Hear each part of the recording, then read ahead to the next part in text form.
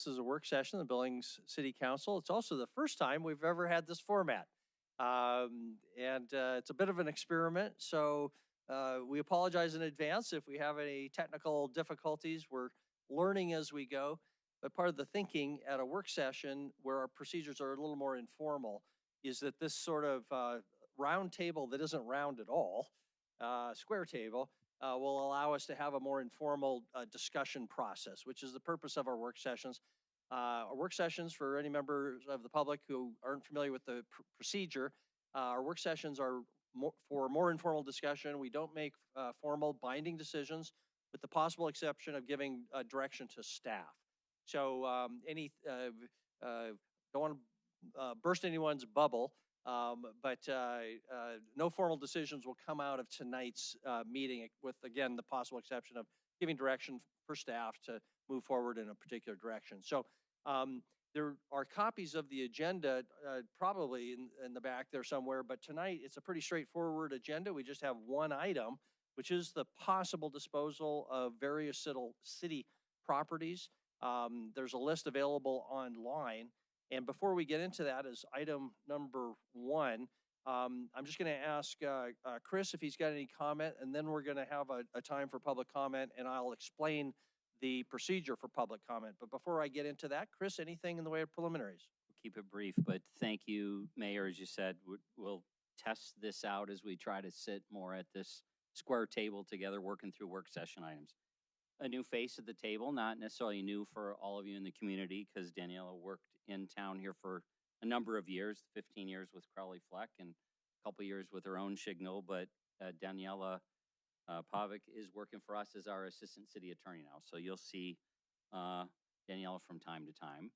And with that, as you mentioned, test out. We'll just keep adjusting as we get advice and direction from you guys as far as the best way to have work sessions where we're having more of a dialogue. And this is a good test case tonight. We did not come with a baked, here's our recommendation, exactly what to do. We came more with, here's a group of ideas that we've gotten from a number of you, as well as from the private sector and staff, to go from there. Before we go there, of course, not completely unknown for Billings, but not the last 2 years, right? We didn't plow a neighborhood street in 23 or 24, but we certainly did this winter. So embrace it, love it, enjoy it. We appreciate all the help for our crews. We've got the private contractor out there doing neighborhood plowing. That'll be happening through this week, unless and until those warm temperatures that are not coming tomorrow, but they're supposed to come the day after, melt things off quicker for us. So anytime folks can get their cars off of the street, it makes it go so much quicker and safer for those guys who are out plowing. So we just ask people to be conscientious of that, pay attention to the website and or social media, and you can see where they are in the cycle of plowing in the sections 1 through 6. The last piece I'll touch on, yes, we have spent all the funds that are set aside for plowing. So when we get to, before we get to budget cycle, we'll be talking about a budget amendment relative to just appropriating funds to finish out the work that's happening right now. And depending on your perspective about winter, you'll want 1 or 2 or 3 more of these snow events before spring, or you want it to stop. But either way, we'll be back in front of you with an amendment to the contract as well as a budget amendment to make up for the cost here. So with that, I will turn it back over to you, Mayor. Thank you, Chris. Just a reminder, we have 2 members of our city council with us by Zoom, Councilmember Neese and Councilmember Tidswell. If you want to say something, put up your little yellow hand, but you're very small from where I'm sitting here, and I may not be able to see you. So if other members of the council see the little yellow hands go up, please call my attention to that. And Council members Neese and Tidswell, if we aren't seeing your little yellow hand, feel free to just unmute yourself and say something to get our attention. So with that, before we move into the first item, I'll just explain public comment. We have 3 opportunities for public comment this evening, as within all of our work session. One at the very beginning, which will be in just a minute, on any item, on our agenda or not on our agenda. Feel free to use that for item number one. If you need to leave, you can be heard at that point. However, if you want to have more informed comments and hear the discussion first, um, wait, and we'll have an opportunity for public comments specifically on item one after we've had a presentation, probably had some dialogue from the council, and then we'll open it up again for public comment just on that item. And then at the very end, we'll have an opportunity for public comment on anything that was not on our agenda tonight. I would only ask, though, that you only get one bite at the apple. So don't think you can comment 3 times on the same topic, right? So save your comments for one of those places. So with that, though, we will open it up for public comment on any item either on our agenda or not on our agenda. Is there anybody? We would just, if so, just come to the podium there. And we just ask that you tell us name, rank, and serial number, or name and kind of where you live, and keep your comments to 3 minutes. Former Council Member Tricky, welcome. Hey, good to see you guys. But remember, this is the house that COVID built. That's absolutely true, and we always want to remember that. Residents of Billings, Mr. Mayor, members of City Council, and members of the staff. My name is Danny Chariki. I'm a resident of Ward 3 in Billings, Montana, and I'm here tonight to address a matter of vital importance to our city's well-being, the way we, as a community, as a council, treat our city staff and how we empower them to succeed. I've heard concerns and at times witnessed firsthand interactions between council members and city staff that fall far short of respect and professional conduct. It's crucial to understand that our city staff, the people who keep our water running, our streets safe and clean, our parks maintained, and our city functioning, are our neighbors, our friends, and they are dedicated public servants. They deserve our respect and appreciation and not our disdain. While accountability is essential and constructive criticism is valuable, there's a clear line between holding staff accountable and creating a hostile work environment. Personal attacks, belittling comments, dismissive attitudes are unacceptable and counterproductive. They create a climate of fear and distrust, discouraging talented individuals from working for our city and impacting the morale and productivity of current staff. High turnover rates cost the city time and money and ultimately impact on the quality of the services that we as citizens receive. But respect is more than just avoiding negativity. It's also about empowering staff to do their best work. This means setting clear, achievable goals and providing staff with the resources that they need in order to succeed. How can we hold staff accountable for meeting targets if they are not given the proper tools, training, or support?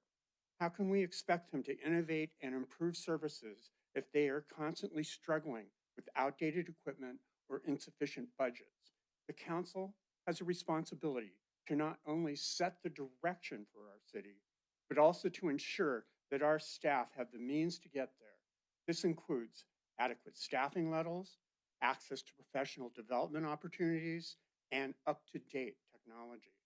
Furthermore, the way that we treat our staff directly reflects on our community. How can we expect our city employees to treat the public with courtesy and respect if they aren't shown the same courtesy and respect by their elected leaders?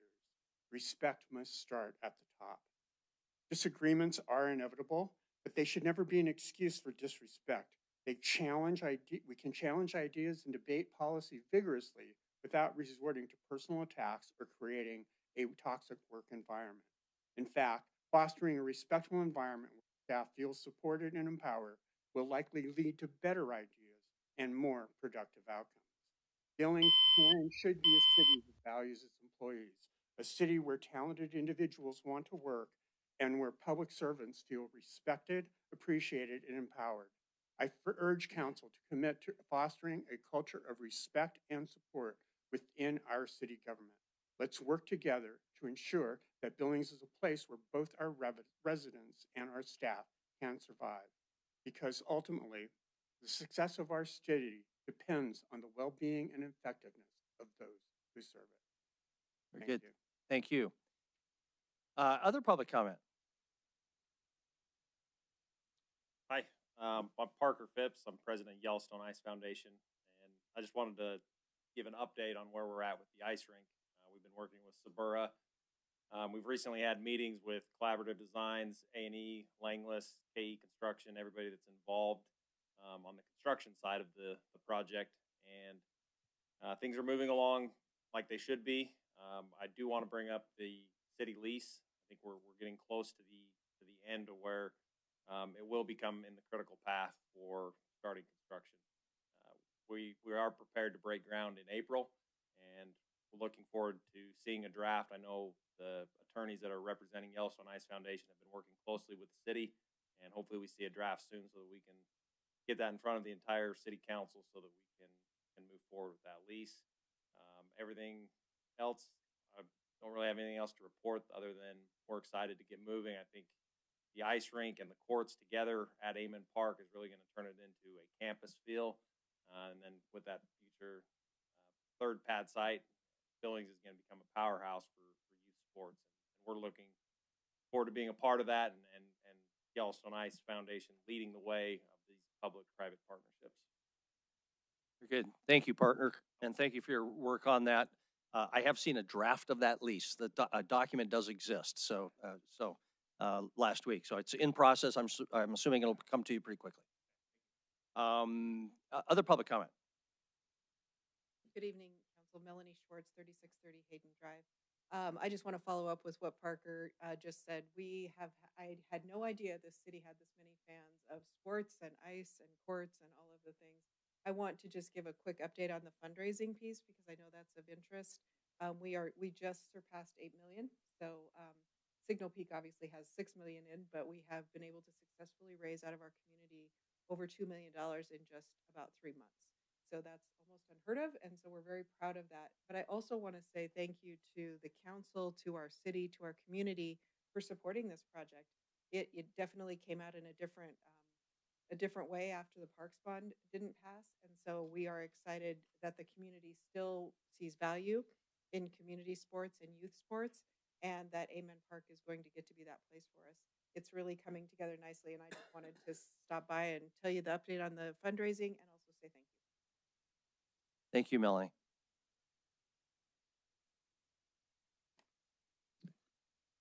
Mayor Cole, City Council. My name is Tom McLean. I'm with 2702 Montana Avenue. I serve as the chair of the Billings Parks Recreation and Cemetery Board. I've already forwarded an email on behalf of that board concerning the potential disposal of city parkland. I'd like to provide my own comments here before you consider this. I'm disappointed that City Council is considering selling many parkland parcels or imposing parks maintenance districts on some parks to avoid that fate. I believe the benefits will be limited and the costs may be great, both in terms of lost opportunities and future consequences. I hope you will consider your legacy as you make these decisions. In December, Billings lost a gem of a human, Kevin Koistra. In October, many of us listened to Kevin speak at Big Sky Economic Development's annual meeting. He spoke about the growth of Billings, celebrating the visionaries who have shaped our cities for over the last decades. He talked a lot about our park system there and the foresight and vision behind the development of North Park, South Park, and Pioneer Park, among others. Kevin quoted John Loskamp, a Billings businessman, who in 1914 said, "This is the day of your responsibility and opportunity. It will never come again. To be living in this age is sublime, but to be living after we have gone to our reward is most sublime. This we can achieve by building for those who come after us and blazing the path for future generations who shall take up our work." I understand that Billings has many aspects that need attention, and public safety has certainly taken up a lot of the oxygen in this room. Making and keeping our city safe is important, but we can't let our community and its park system be a victim in that battle. We owe it to future generations to protect these parks and open spaces. Kevin Koistra left a community-wide legacy. My own legacy is unlikely to extend beyond my family and a few friends. But you, as leaders of this city, could leave a legacy that will be celebrated by many generations as Billings prospers and grows. I hope you keep this in mind as you consider this proposal, and I hope you decide to build the safest city where everyone wants to live. Thanks. Thank you. Other public comment at this time? So there's a request to speak right into the mic. Sure. Is this okay? That sounds better. Thank you. I'm Erin Hall, 2028 Clark Avenue. I would like to address the city about the proposal for selling the parkland. I am speaking to you as a voting resident, a parent, and an environmental science teacher in the district. My concern is for the undeveloped properties with ecological value and for some of the more structured parks currently used for recreation. Some of the undeveloped properties, including the parkland along, is it better if I just wait? Maybe a compromise in between there. Okay, sure. Some of the undeveloped properties, including the parkland along Alkali Creek, Powwow Park, and Meadowlark, provide value to us as residents that cannot be quantified with a cash value. Undeveloped and natural areas provide more to us than most realize. I teach my students about something called eco-services. These are all of the direct and indirect benefits that ecosystems provide for us. This includes things from like clean air and water to even economic values like resources and tourism. Some of the specific eco-services that the residents of Billings are gaining from these undeveloped areas include flood control, groundwater recharge, water filtration, habitat for pollinators, biodiversity support, carbon sequestration, and not to mention communities we generally support having green spaces. It's healthy for our kids, it's good for mental health, and also like reported quality of life. We like having green areas around us. Individuals, we enjoy living in these communities, and in Billings, that's one of the things I love about Billings is having so much parkland and natural spaces around us. So I want you to take those eco-services into consideration when you're deciding which properties to dispose of and then what to do with the remaining ones that you would be keeping. Other properties I have a concern for besides just the undeveloped ones that are on that list are for ones like Gorham Park, the more developed parklands that we have. One of my favorite things about living in Billings is the number of parks I have access to bring my children to. I have a 9-year-old son and a daughter who's going to be 2 next month. And Gorham Park, we actually go to quite a bit. He's played flag football there for the past few years. And so I know you guys put on there, it could be up for a potential PMD for that. And I just really hope that like does not make or break that park being retained by Billings and other parks being retained just because of the fiscal value we could get from selling them. Right. Thank you. Very good. Thank you. Other public comment? Good evening. Thank you for this opportunity. My name is Sarah Lord. I live at 710 Clark Avenue.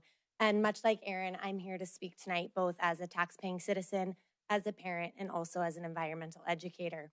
I've taught in Billings Senior High School for the last 16 years. My career before that started with environmental education at places like the Audubon Center. We have a long history here in Billings of educating our young children about the values of experiences in the outdoors and helping our students grow up in a place where they do have access to green spaces, even if those spaces are urban. We actually take pride in teaching our students about the nature that exists right in their own backyards, and that includes places where we have socioeconomic disparity in this community. Aside from that, I'm actually delivering a few statements from students in my classroom who couldn't be here this evening. And I've got a few questions from them that they're hoping that you might be able to answer tonight in your discussion. A couple of their biggest questions center around the protocol that was used for designating these locations and whether or not we'd have access to seeing how you determined these specific locations to be on your list for disposal. Another question is, what is your plan for assessing the ecological and environmental impacts of disposing of several of these parcels, especially parcels like the Meadowlark parcels, the Alkali Creek parcels, and the Senators Boulevard, as well as the Rimview back half and the Swords Park parcel. These were their list specifically. These are parcels that my students actually used maps and data to look at and were able themselves to determine. They could see for themselves. Either they've been there or they could analyze the data and see that these are connectivity corridors for critical pollinators or other species that might migrate through our habitats.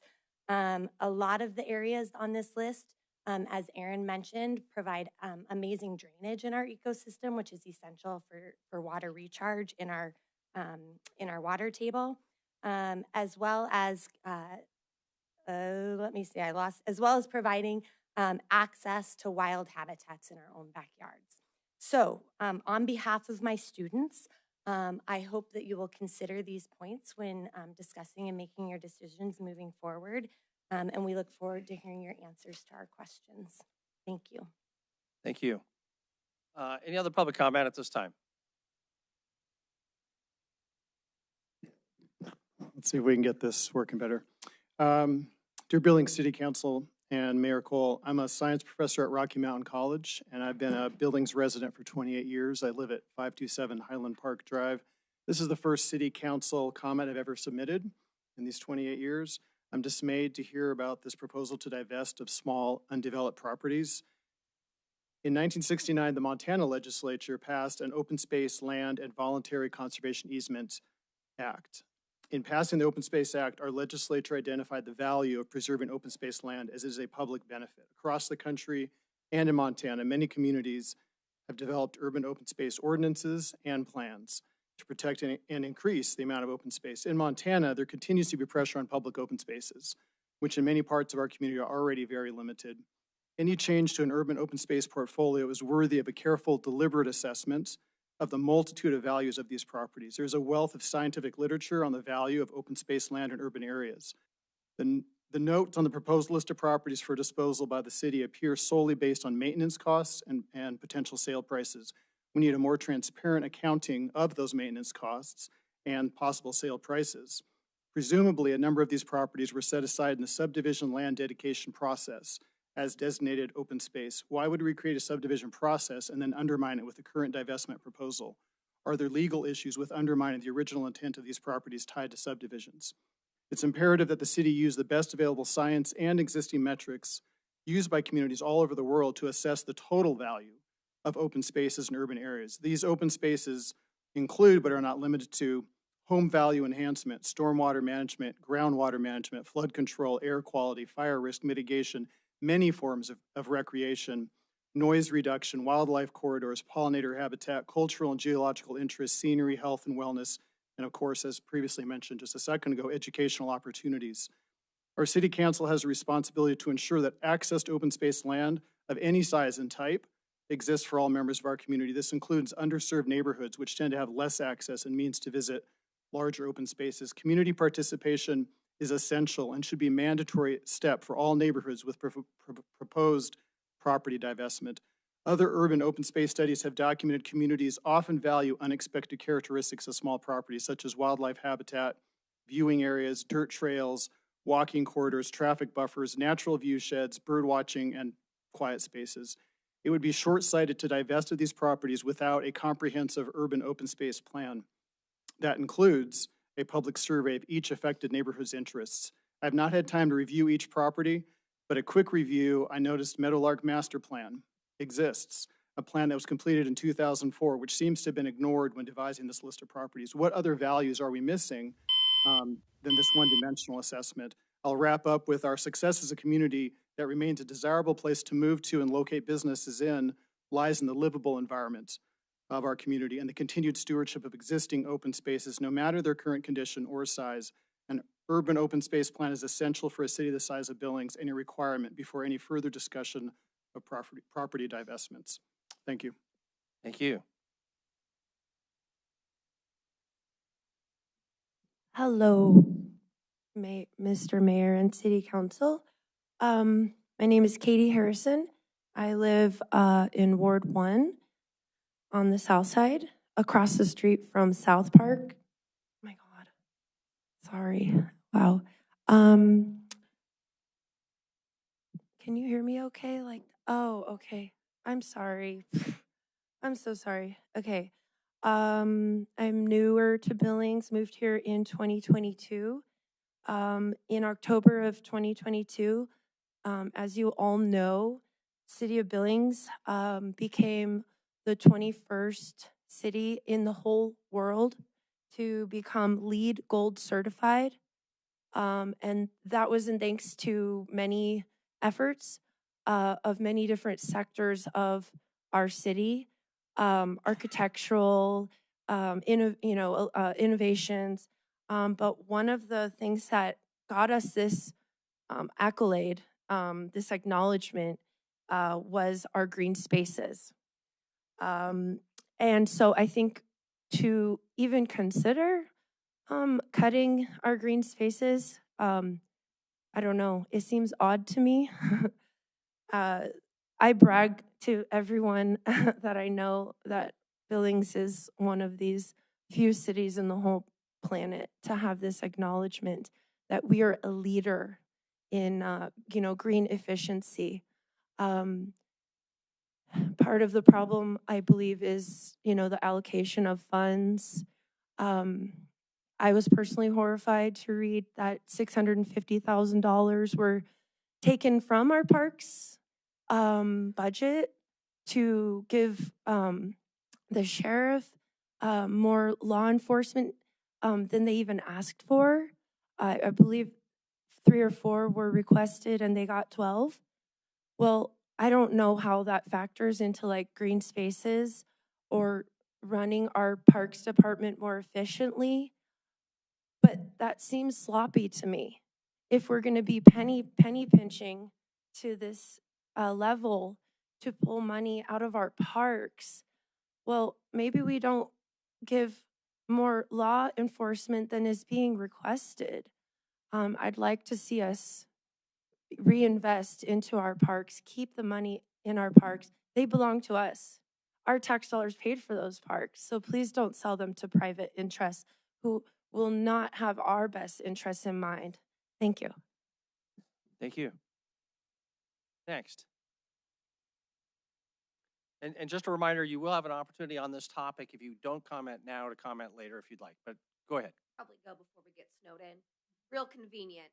Real convenient. Anyways, my name's Jessie Gallegos. I'm not going to bother with using this thing. I think I talk loud enough. Agreed? Agreed. Anyways, I live in Ward 2. I know that you guys like to think that you're household names, but you're not. So would my Ward 2 representatives please raise their hand? I would like to make this personal. Thank you. Thank you. Your biggest export in Billings isn't goods, our crop, our industry, our labor. It's our kids. It's your kids. I dare you to ask any child under 17 where they see themselves in 10 years, and it's far away from here. We lose children in parking lots every day to addiction, to despair, and yet you're worried about the parks. Our biggest second export, are professionals. The doctors, the teachers, the emergency responders who hold our community together.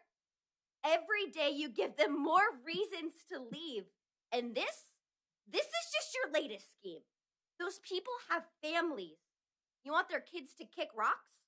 To grow up without green spaces? Without spaces to just be? Maybe. I get it. You had to hike uphill 10 miles uphill both way to school or whatever. But this generation, we want better for our kids. We want quiet, soft lives. We want Sunday picnics. We want to hear the birds in the morning and children's laughter from the porches in the evening. We want a Billings worth staying for. And I'm not here with a list of statistics proving why our parks matter. I'm here because of this. Because of this feeling, this reality, this fact of my life, and I couldn't rest until you heard it. And I made it out of that parking lot. I finished school, I survived, and not every teen is so lucky.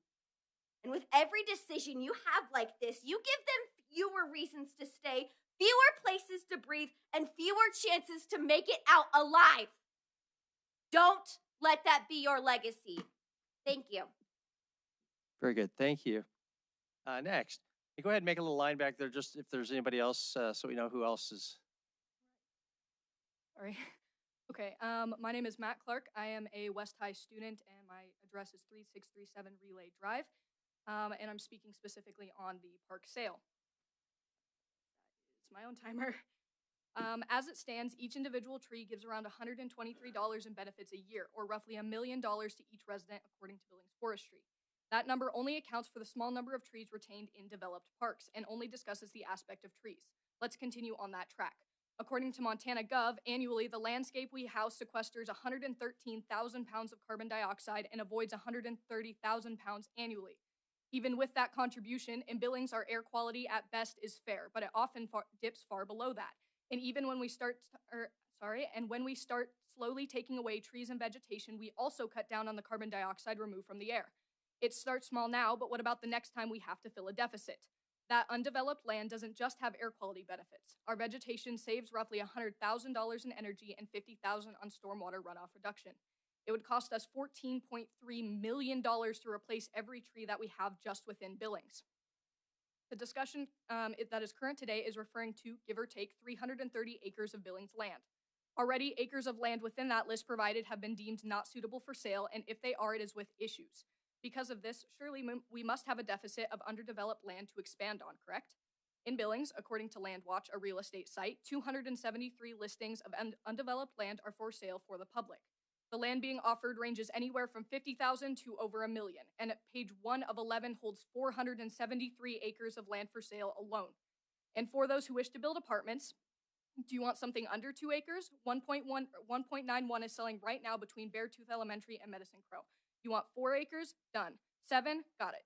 This land has already been taken and put towards building specifically, but instead of buying that and focusing on the acres and acres of land already given up and directed towards the expansion of apartments or homes, even in a part of Billings that is largely occupied, we turn our attention to the 0.36 acres in Kimberly Heights or the 0.22 in Meadowlark lots.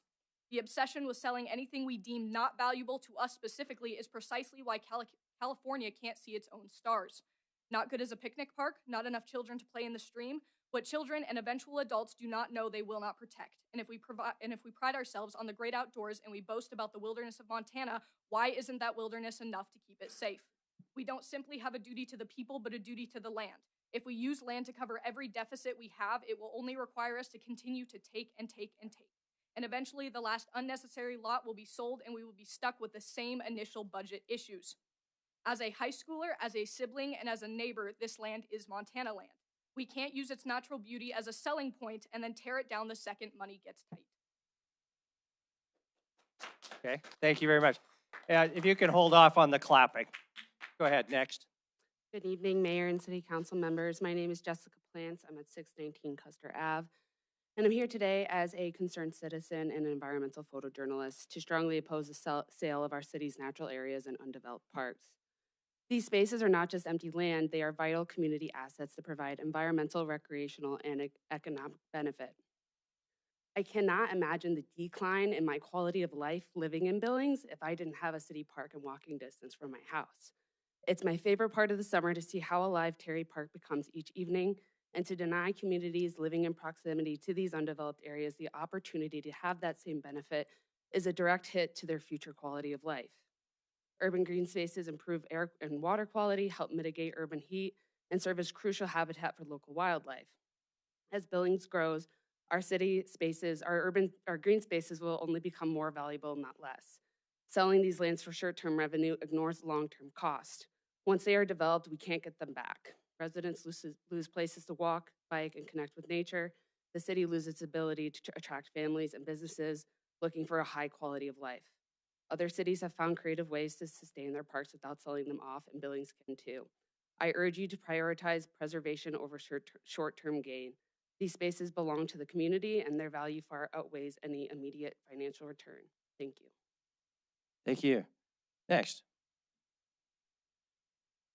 Hello, I'm Megan Paulette. I'm also a professor at Rocky Mountain College. I'm a botanist and a soil scientist. I also have the privilege of serving on the Billings Forest and Cities team, which is a nationwide network of professionals from the city, academics from the community, to get together to talk about how to better preserve and access natural areas in cities.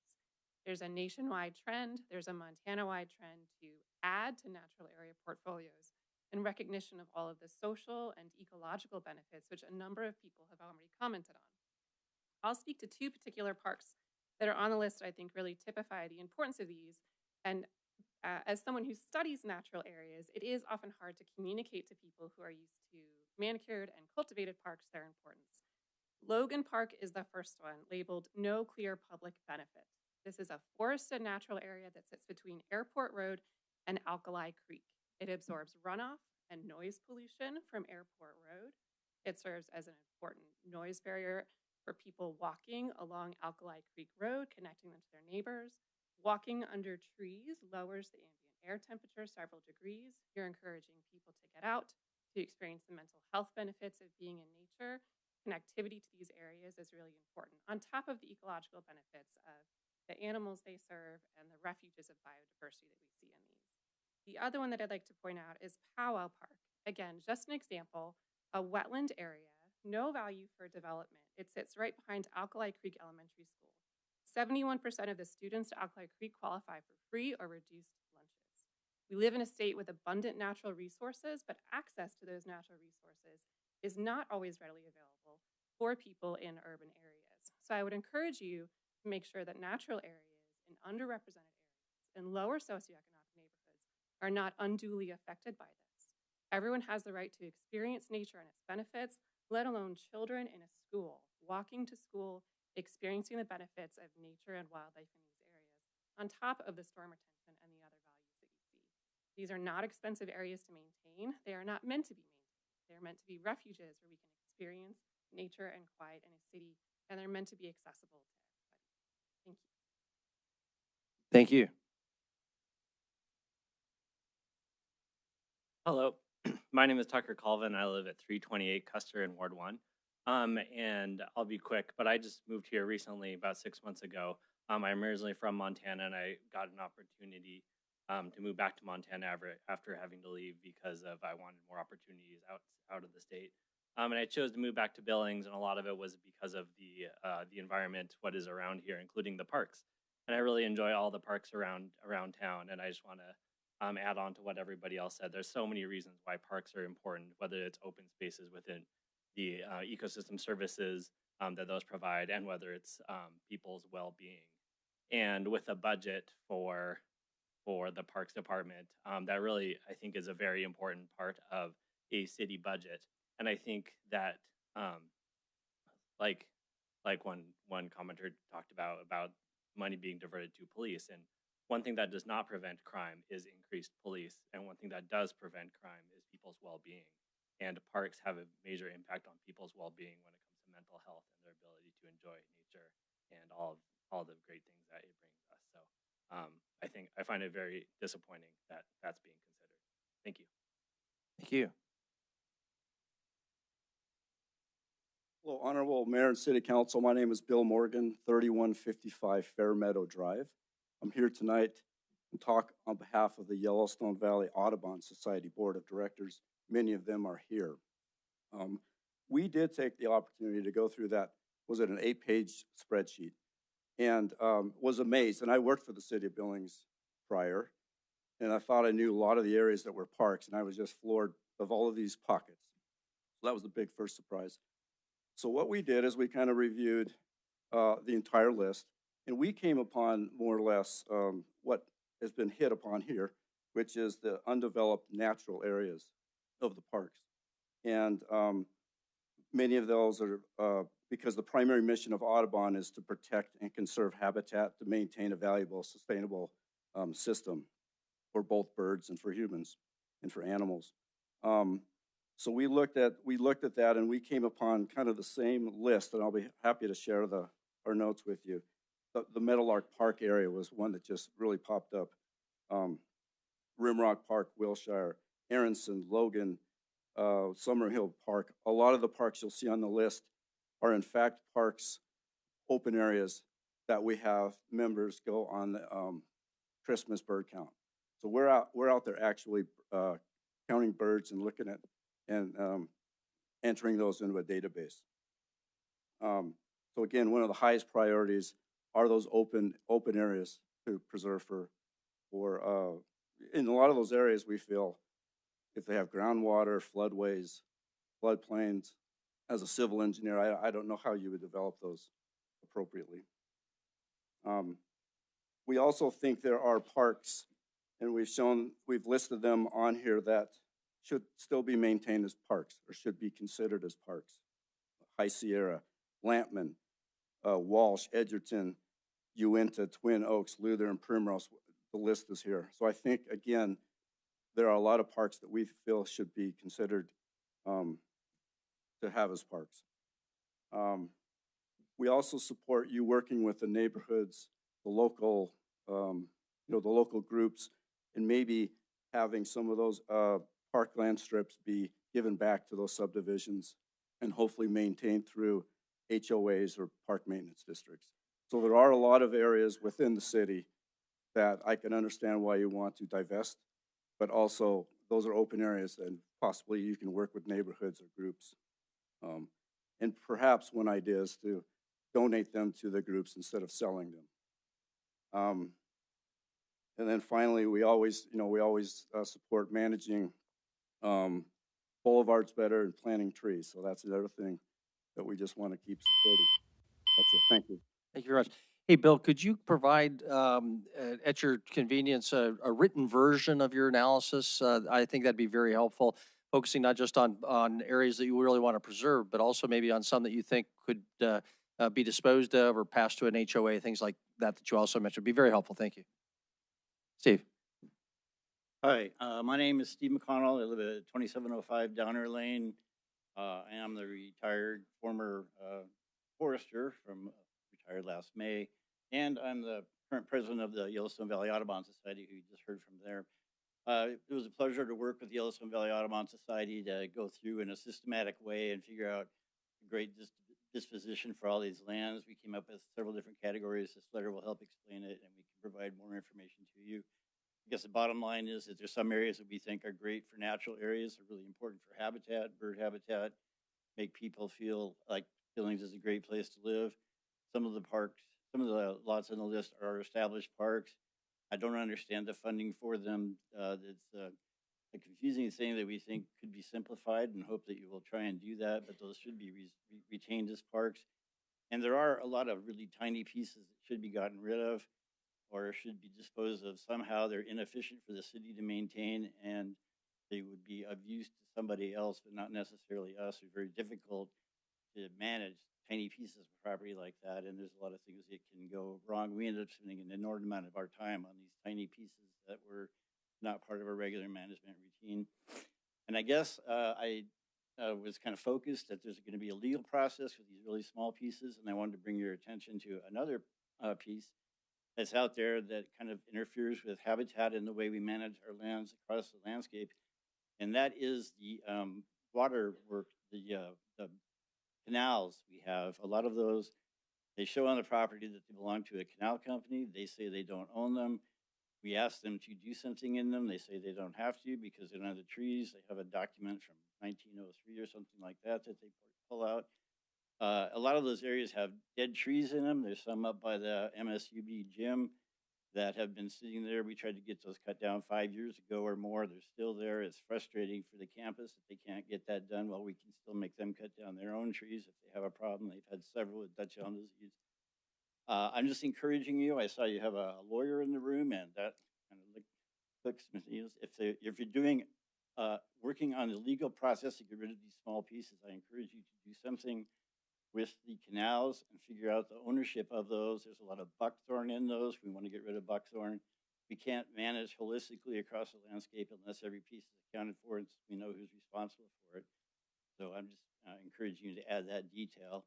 And again, we'd love to share our list with you on the parks that we have, and thank you for taking time to look at this issue. Very good. Thank you. Next.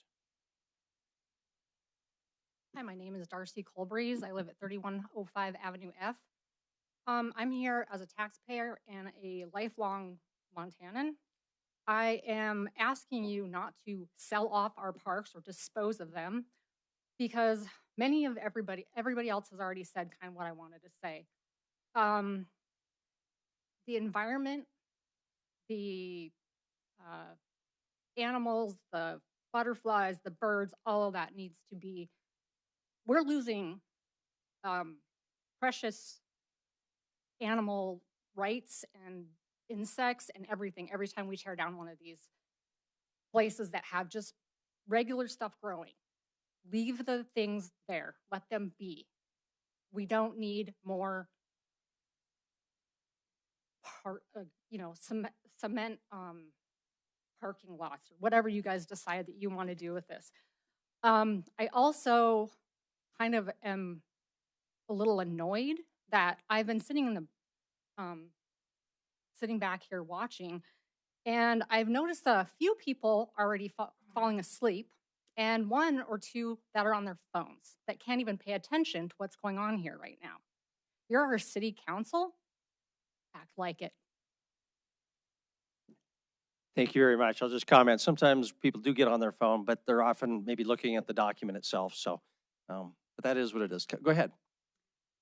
Hi, good evening, Council. My name is Marion Kirst, and I'm an entomologist here in town and also a resident of Ward 4. I'm here tonight to voice my family's concerns regarding this disposal of city properties plan.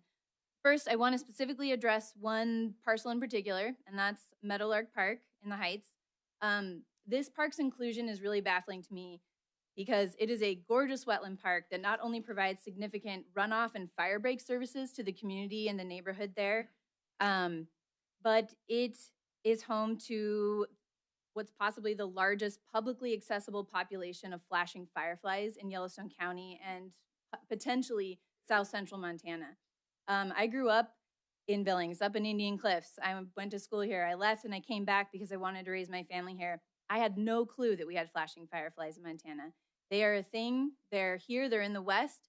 And we are so lucky in Montana to have an incredibly dense population of them in the middle of town. As an entomologist, I find this park and its fireflies fascinating and important. I know not everybody's that way, but as a human in the world, I find them priceless. And there's a lot of Western cities with similar urban populations of fireflies that have embraced them, and they've used their firefly parks to make educational connections with local schools and community groups. They've set up stewardship committees that help fundraise for habitat maintenance and improvement projects, boardwalks and interpretive signage. And they use those firefly parks to proclaim to the state that, hey, this is a jewel of our parks portfolio. We are proud of this, and we want people to know. Fireflies are revered the world over, and it's really hard to overstate how special it is that we have such a dense and stable population in the middle of town. And it's not just me, a single entomologist who loves bugs. I get it. I'm easy to ignore, and there's nothing worse than a scientist being like, hey, I know you want to develop stuff, but here's a bug that's going to get in your way. But they are amazing. They're special. I'd be happy to take any of you out to see them this summer.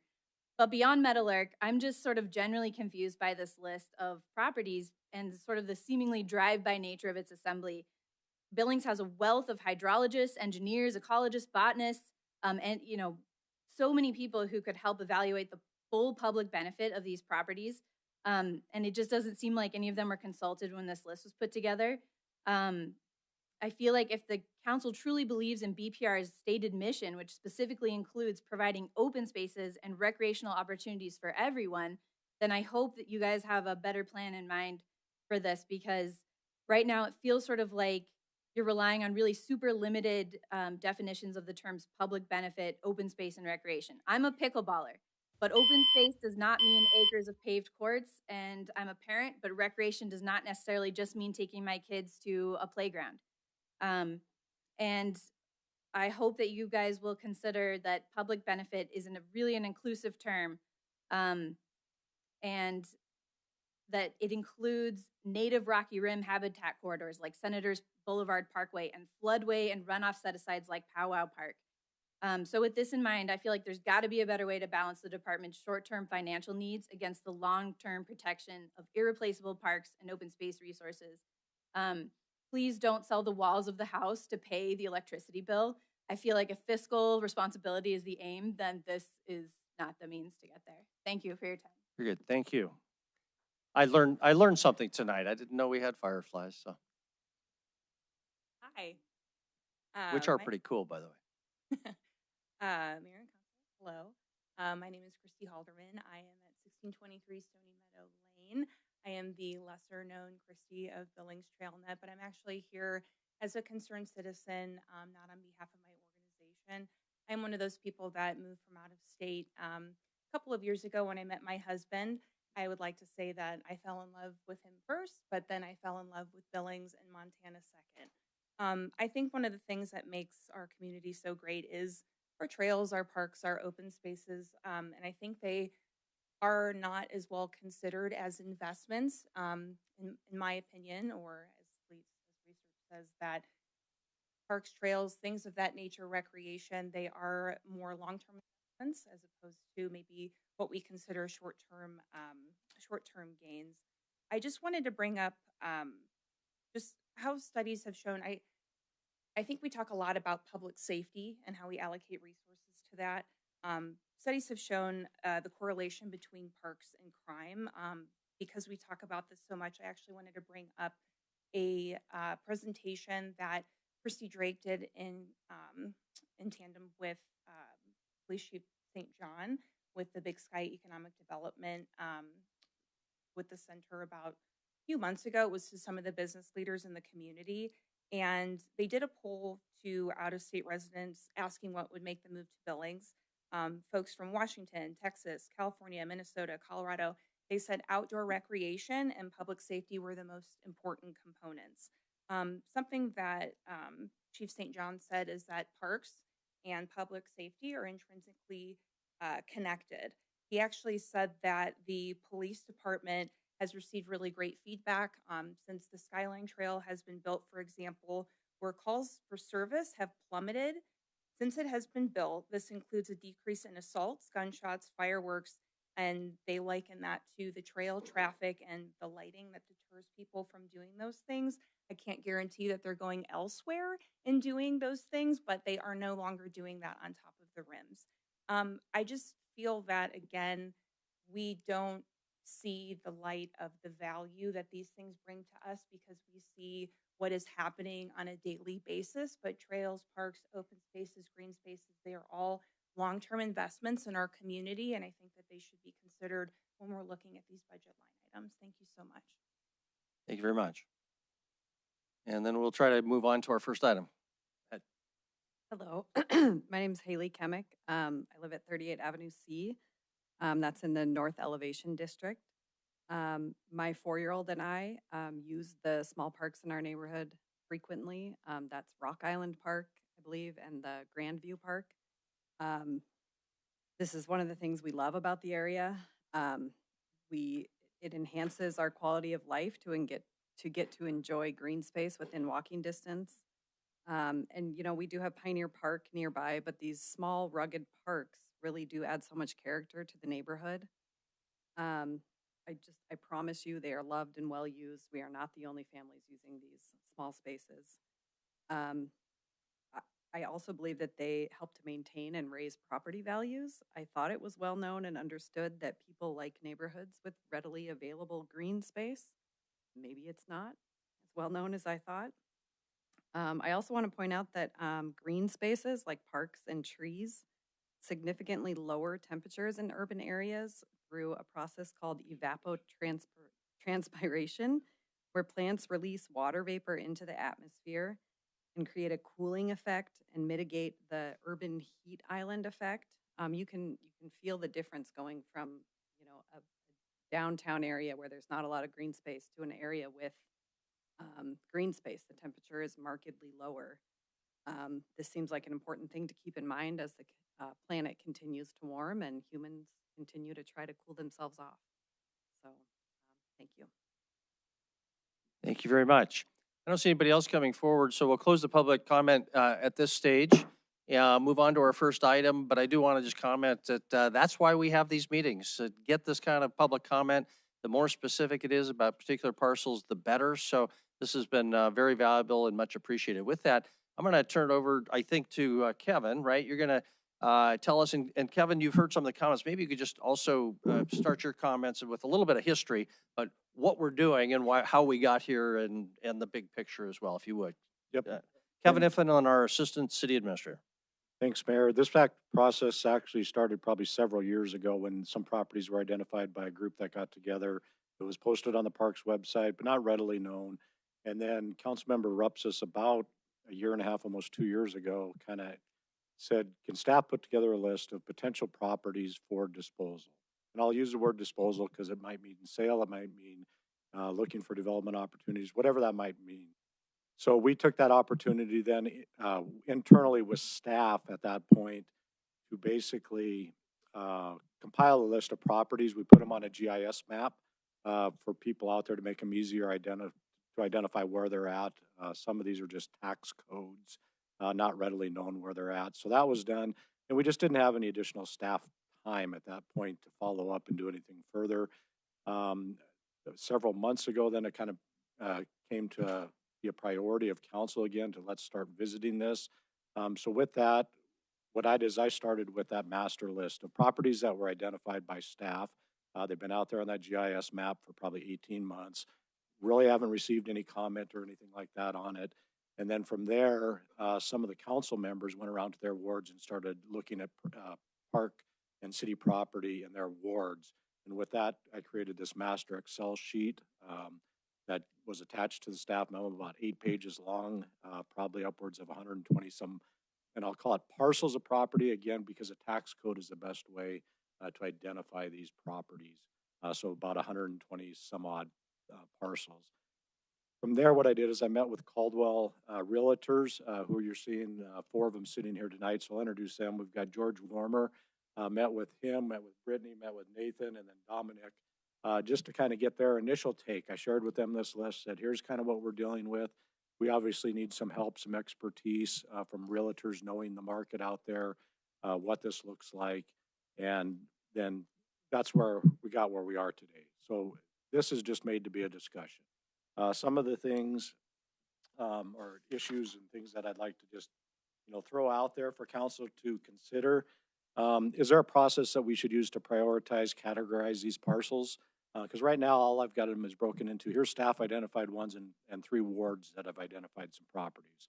Are there specific parcels that we need to look at tonight or discuss tonight at all?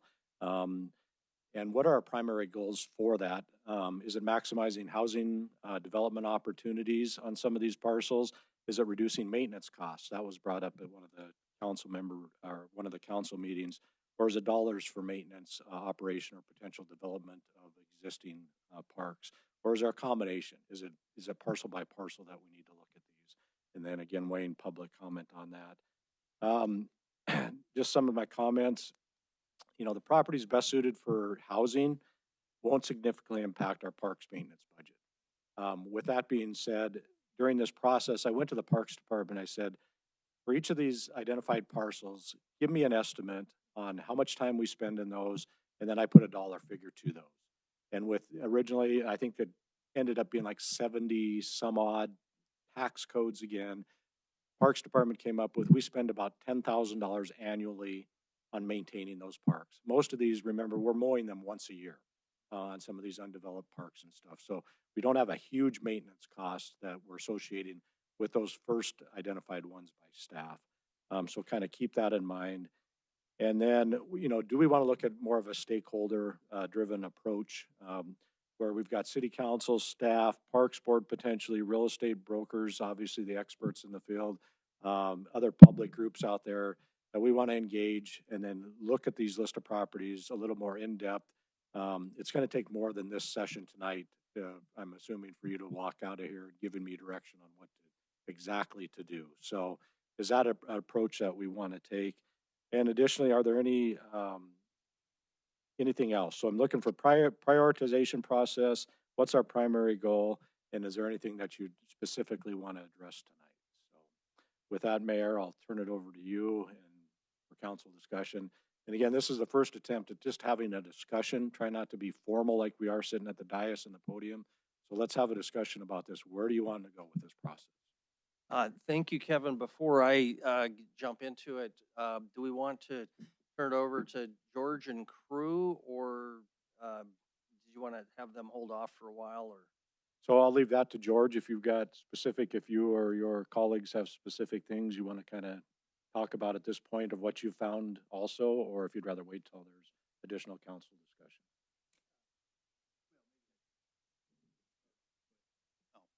There you go. First and foremost, opportunity to be with you tonight and also to hear from the community some of their concerns and objectives. For our standpoint, we're here primarily as advisors.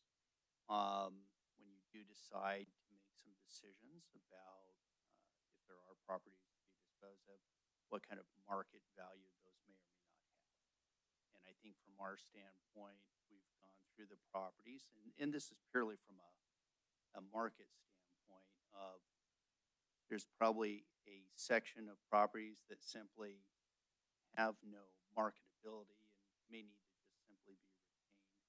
We have a lot of odds and ends, little easement pieces. Maybe a neighbor might take those into account, but probably don't have great marketability. Some of those, such as some small neighborhood areas that maybe just touch upon a very specific group of homes, that might be an opportunity to create some kind of HOA potentially with those homes. And then lastly are properties that may be more marketable to the private sector. And then it's a factor of, do those make sense for the city council and the community to address those? And so we're really here more as, I guess at this stage, listening and, looking for some direction. And then we're happy to come back with a more in-depth analysis based on which properties and priorities we have. Just briefly, I should say, we do represent two companies here tonight. Coldwell Banker Commercial, Nathan Matlich and myself are partners in that company. We are commercial specialists, so we do strictly commercial real estate. Brittany Hunter is the broker owner of Coldwell Banker The Brokers, which has 25 residential agents and also an office in Red Lodge, and specializes in residential real estate. And because some of these properties overlap, I think we bring a unique capability because we can offer you specialization in both product. Thank you. Who also has the added benefit is a civil engineer by trade, so he provides some added insight that we don't have as purely residential. Great. Thank you, George. Excuse me, Mayor. Who is that? Mayor, Asking this is people to- Councilmember Bernice. Whoever was speaking there between you and Kevin, I and Councilmember Tiswell did not hear a thing that was said. Would you mind summarizing what he said? What George Warmer just said? Is that who it was? He's here Okay, to yeah, be I our did. advisor. Thank you. So if you do have questions, though, basically he just introduced the real estate professionals with us, and then offered to answer questions as they arise. I think that's a fair summary, right? So they're here to be a resource, and so just so you know, they're here, and we'll have some questions for you, I imagine, later, George and crew. So that would be the quick summary. Councilmember Kennedy tapped my shoulder, so I'm going to turn it over to him to kick us off. But I'm just going to try to keep expectations reasonable here, because the reality is there's almost 130 parcels on this list. We're not going to get through them tonight. We don't want to spend all night doing that. But just back to Kevin's reminder, what staff is looking for is process in particular. And I think process and goals should be our main focus here tonight. So we'll do that, but it's probably inevitable that we'll start talking about some specific properties, and that's fine too, because sometimes that may help us to define our process and goals better when we have specific examples in front of us. But let's not get bogged down in individual properties at this stage. Let's focus first on process and goals, and then as they come up, we'll make sure everybody has an opportunity to talk about specific properties if they would like to do that. That sound like a plan? And a general discussion, so I'll just try to recognize people, but we'll try to keep it as informal as possible. But Councilmember Kennedy, you wanted to chime in? Yeah, Kevin. On this whole list, I'm seeing developed parks. You just put all parks then, right? I did not, Councilmember Kennedy. These were the first 60 or 70 some parcels these are ones identified by staff. The ones below that, so depending on where you're at on the list, were items or parcels that individual council member and their wards went out and visited those parks, and then had some comments. And so if you see a council comment by those, it more than likely came from their sheet. Okay, I'm a little confused because I did see Gorham Park on here, and Gorham Park is a developed park. Correct, and you can maybe address some questions or have a discussion with the council members in that ward, because they're the ones that put that kind of on that list. Gorham Park is in my ward. In your ward? You want Tom to comment on that? Sounds like Yeah. Yeah. All right, thank you. So a little background on what we did. I think Kevin's spreadsheet is a kind of a merge of the work that he had been doing. And then I invited all council members to go on a tour of city-owned properties in their respective wards. Not just parks, although they all mostly happen to be parks, but really looking at any city-owned properties that may be relevant for this discussion. And so we had a lot of comments through that. Councilmember Owen and Councilmember Neese through their ward, Councilmembers Gulick and Shaw toured with me through their ward, and then Councilmember Boyette and I went all around Ward 5. We each had our own spreadsheets. So the fact that I took every city property in those wards and gave it to them. I think you all kind of gave that entire list over to Kevin as well. So just the fact that Pioneer Park might be on here, I'm not sure if it is or not, but that's how it would have ended up on that list. It was in the list of every park in the property, or every property in the wards. So don't necessarily take this spreadsheet as this is the list of everything that should be disposed of. Because there's a lot of stuff on here that we went and visited and like, this is working just fine.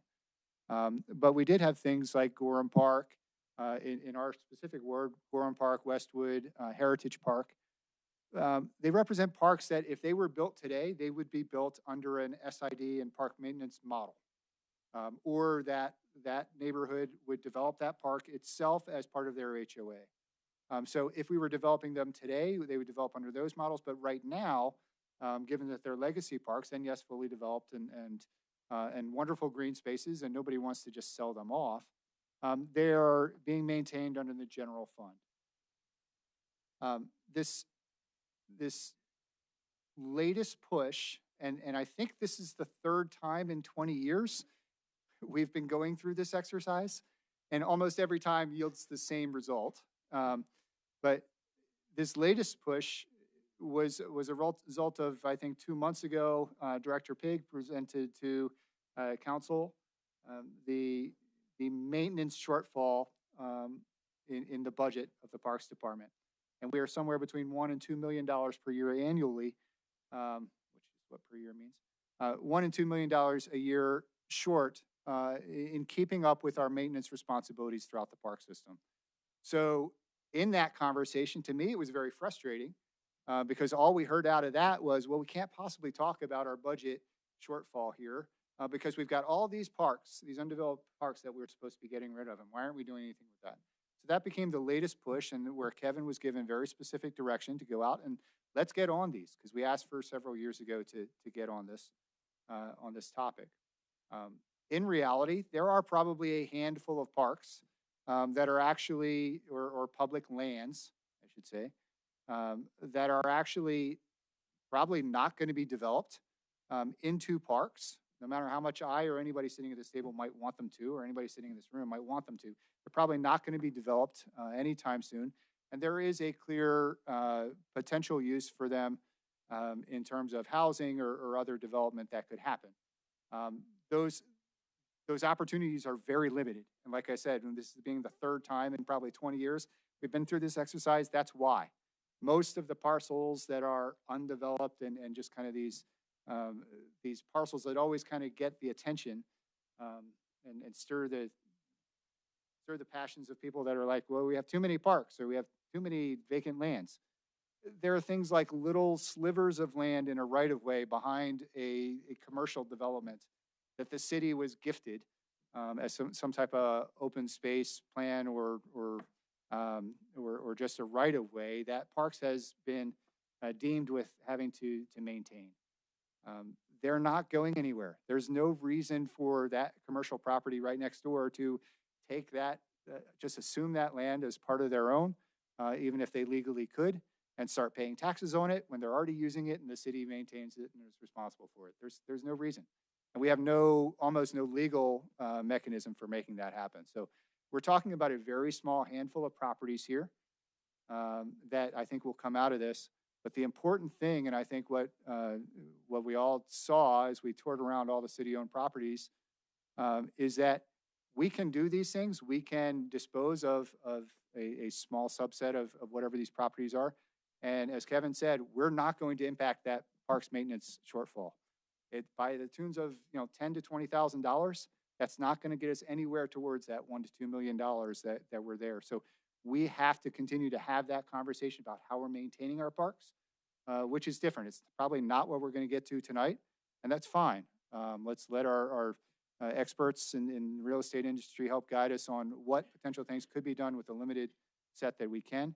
And everything else, if we have to talk about, putting in an HOA, a PMD to maintain Gorham or Westwood or Heritage or other parks around, I think that's kind of a decent option out of a set of bad options if we're going to start actually addressing that maintenance shortfall. So that's probably more than just a little background in what we're doing, but we've been here before and we almost always end up at the same place. But inevitably, 10 years later, a new set of council members are there. They don't have the history, and they're like, we got to get rid of some of these excess properties. And we can all feel good about it, but we're probably not going to get all that far. But I hope that there are a couple that we could address, and hope we get there tonight. Okay, thank you, Councilmember Ripson, for that background. That's is very helpful. It's really important for us all to know and for the public to know. This 130 list is just as you said. It is just a list of everything, and so don't panic if you see your favorite park on there. But there are some out there that we do need to address, and so the question is, how do we narrow from 130 down to a much more manageable number on the process issue? Other comments, especially in that, Councilmember Aspenlighter, Councilmember Rowan? Yeah, and then I'll go first so I can steal all Jennifer's thunder. Yeah, that's the way that relationship works, apparently. And we've got Councilmember Neese's hand up. Thank you. So, from my perspective, and I'm one that is interested in having this conversation and pursuing it more aggressively, and so I appreciate the effort going forward here. I think the mayor did a good job in his email laying out the need tonight more than anything, not to necessarily look at these lists one by one, but if we're going to proceed forward with this, to set up a subcommittee that can work with Kevin and provide some insight with, the Parks Board, some council members, some city residents, and some professionals to have this conversation. I think it's also important for us to not try to eat the whole elephant in one bite. I mean, if we look at this and we try to come up with a list of 50 properties, like the 2017 efficiency study, I think put out 42 was the number. But if we can narrow this down to 5 or 10, and it may be the same 5 or 10 that Councilman Rupsis is referencing, we need to look at a real opportunity and real opportunities. We can spin our wheels on these quarter-acre parcels or, Cameron Park, which is essentially just a big drainage ditch coming down from the rims, parks, places like that do have virtually no resale value. The only benefit is to the people whose backyard backs up against it. And Councilman Rupsis makes a reasonable point that they get the benefit of that without having to take it. And there really is no impetus for them to take it, even if we gave it to them to add it to their tax roll. What I would prefer to see here is for us to develop and identify those list of 5 to 10 parks. You know, and I think we all have a general idea of what they are. Lampman always is the lightning rod. I would say Palisades Park is another one to be considered up on the west end. It's 2 blocks away from Rim Point Park, which the northern half of Rim Point is on here. You know, that's another one that is literally 2 blocks away from another park, which is, you know, partly developed, but has development potential for, you know, 8 to 10 residential lots if somebody were to look at building in there. But really understanding also then in that scenario, let's just play that one out. In my mind, we need to set some parameters around if we do proceed forward, then what are we going to do? So everybody understands very clearly, the public included, that we aren't going to sell a park and build a new fire station with the money. You know, the intent in the conversation here always has been that if there is a divestiture of land, that it remains in the park's budget, and whether that's used to improve an adjacent park or a neighboring park, or it's used to work down the deferred maintenance list that the Parks Department has that we can't fund, even if we wanted to, then that's the approach. We're not looking to sell this land and roll the money into, you know, a fire station or a police station or something like that. I think that would get us into legal trouble. These parklands were dedicated as a part of our subdivision process, but I think that's also something that we have to discuss. It's tangential to this conversation, but the way that we require parkland dedication and open space dedication under subdivisions only perpetuates this problem. We have to look at our subdivision regulations and what we are requiring developers to do. And is there a way that we can change that to encourage these properties? And the McCall developments do it incredibly well. They prefer to have their parks private, in which they're owned and maintained by their own developments. They're built out by the developer. But what they don't get credit for is the money that they invest back in. So they have to either give cash in lieu of the 11% of their subdivision, or they have to dedicate 11% of the raw land, and then they have to build it. What we don't allow in our subdivision regulations is credit for the money that they reinvest in activating those spaces. That's something that we also have to talk about. So tangential to this conversation, so that we don't continue to perpetuate this problem, we have to talk about the way that we're requiring parkland dedication and what our goal is long-term, so that we don't continue to dig ourselves in the hole and we put down the shovel and start to figure out some long-term solutions. So from my perspective, I appreciate the mayor's suggestion in creating a subcommittee. I think tonight it would be helpful from my perspective for us to come up with some clear guidance about how we're going to determine whether it's 5 or 10 or 15. And maybe that's where, you know, our advisors come in looking at the list and saying, hey, these are the ones that have value and merit. And then we start to work through those things, the pros and the cons, and the discussion around that with a subcommittee to come back to this council with some recommendations about what goes on from there. That's what I would like to see. And that's where I hope we can get to. This is a conversation that we need to have. And I do think that there can be progress made, but we also have to look at why we're in this position and change that problem as well. Thank you very much. Councilmember Owen, Neese, and Boyette. Thank you, Mayor. I can't tell if this is on or not. So I likewise think the idea of some kind of committee is fine. I want to just say thank you to Councilmember Rupsis. It was a great drive through Ward 2. It really was enlightening to see, to look at my neighborhood through this eyes. And one of the things that I think became pretty obvious to me, and I think would help guide this conversation going forward, is we need to really think about how we classify or describe or talk about these lands. Simply having developed park or undeveloped land is not sufficient. And I think we call a lot of things parkland that aren't parkland. That's not its suitable use. That's not what it's meant for. It needs some other type of category. I think sometimes the Parks Department gets sort of unfairly labeled as having all this land, but it's really not parkland, nor would it ever be parkland. I mean, there was a little parcel in the Heights that's literally, it's called parkland, but all it is the entrance to the subdivision and a little signage there. I mean, that's just, if there's an HOA, great, they should have that. Otherwise, it's just city-owned land, and it's not fair to call that parks land. So I would like to see us explore a slightly more nuanced way that we classify and talk about our lands.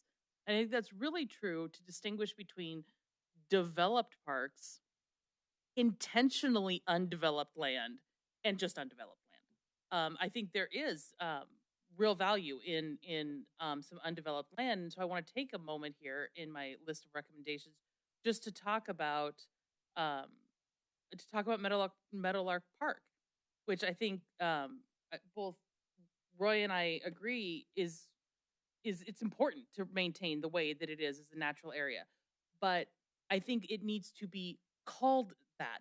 It's not undeveloped parkland. It is an intentional natural area. It needs a label that makes sense.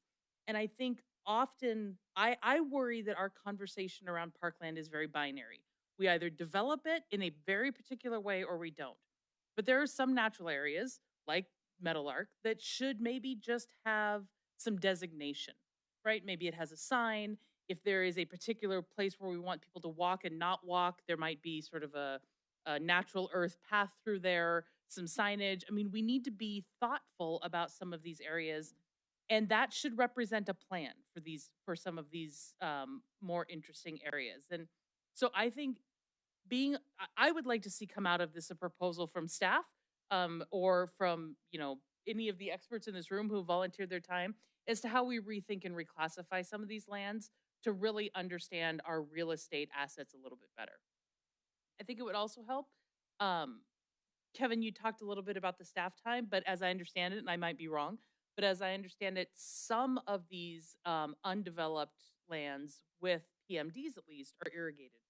And we don't internally charge, so we don't know the cost of water that's associated with them. But I think if we're able to understand if the PMD is only paying for watering and mowing, then we should know that. We should have a sense of I think we lack a PMD policy that would help us think through this. So one of the parcels that we talked about in the Heights was Hawthorne Park, which is a beautiful park and one that is not on this list and is not one anybody's talking about. But if you were to just draw a PMD around the people who live adjacent to it, that in no way would capture everybody who uses that park. We live quite far from it and go to that park all the time. So we have a lot of PMDs, I think, that are just a few landowners, adjacent to the park immediately, paying for that PMD, being assessed for that PMD, but that doesn't really capture the benefit or the users per se. And so I think we lack a real concrete PMD that says we're going to establish a PMD at the level simply of mowing and irrigating, or we're going to have a higher level of maintenance because of some neighborhood use. We don't have a PMD policy that generally puts guidelines for how far out it's drawn. It seems, at least when we've looked at it in the budget committee, to be pretty haphazard. If a PMD is a few users or a lot of users. And so I'd like us to start thinking through a PMD policy that makes sense. I have concerns about PMDs, but it's a tool that exists. And if it's going to exist, we should think about it. If possible, as we go through this conversation, I would like to see an assessment of signage costs, because I noticed a lot of these lands are, if they're signed at all, they are signed in a very industrial, utilitarian way that I'm not sure invites people to take advantage of some of the green spaces in the way that they could. It's not immediately clear if you're walking through the neighborhood. Is this private property? Is this city property? There might be a little black and white sign in the corner somewhere that says this is city property. I'd like to see what it would cost us to truly sign our parks in a way that invites people, parks, open lands, green spaces, people to use them, to know that that is a public asset and a public property. And I think we're real inconsistent with signage. And I would like to, at least as we go through this, understand how we make sure that people know what's in their neighborhoods in a consistent way. And then the last for me is that however we take this, I really want to encourage us to think creatively about how we engage with neighbors, about how we talk to people. I noticed listed here on this list an inaccuracy in which it appeared that Roy and I had said that all of High Sierra was suitable for development. That's ridiculous. That's not what we said. What we said is there's this weird little chunk of land at the edge of High Sierra Park that is somehow its own parcel, and it's very flat. And instead of getting rid of it, could we lease it as a concessionaire? Because you have some athletics that go on up there, you have a dog park there. What if there were a small kiosk there? What if there was something that added value to the users of that area that was a lease arrangement? We're not disposing of the land, but we're thinking creatively about how to use it. Again, I worry that we think about some of these things in a very binary way, that we either develop it this way or we don't at all.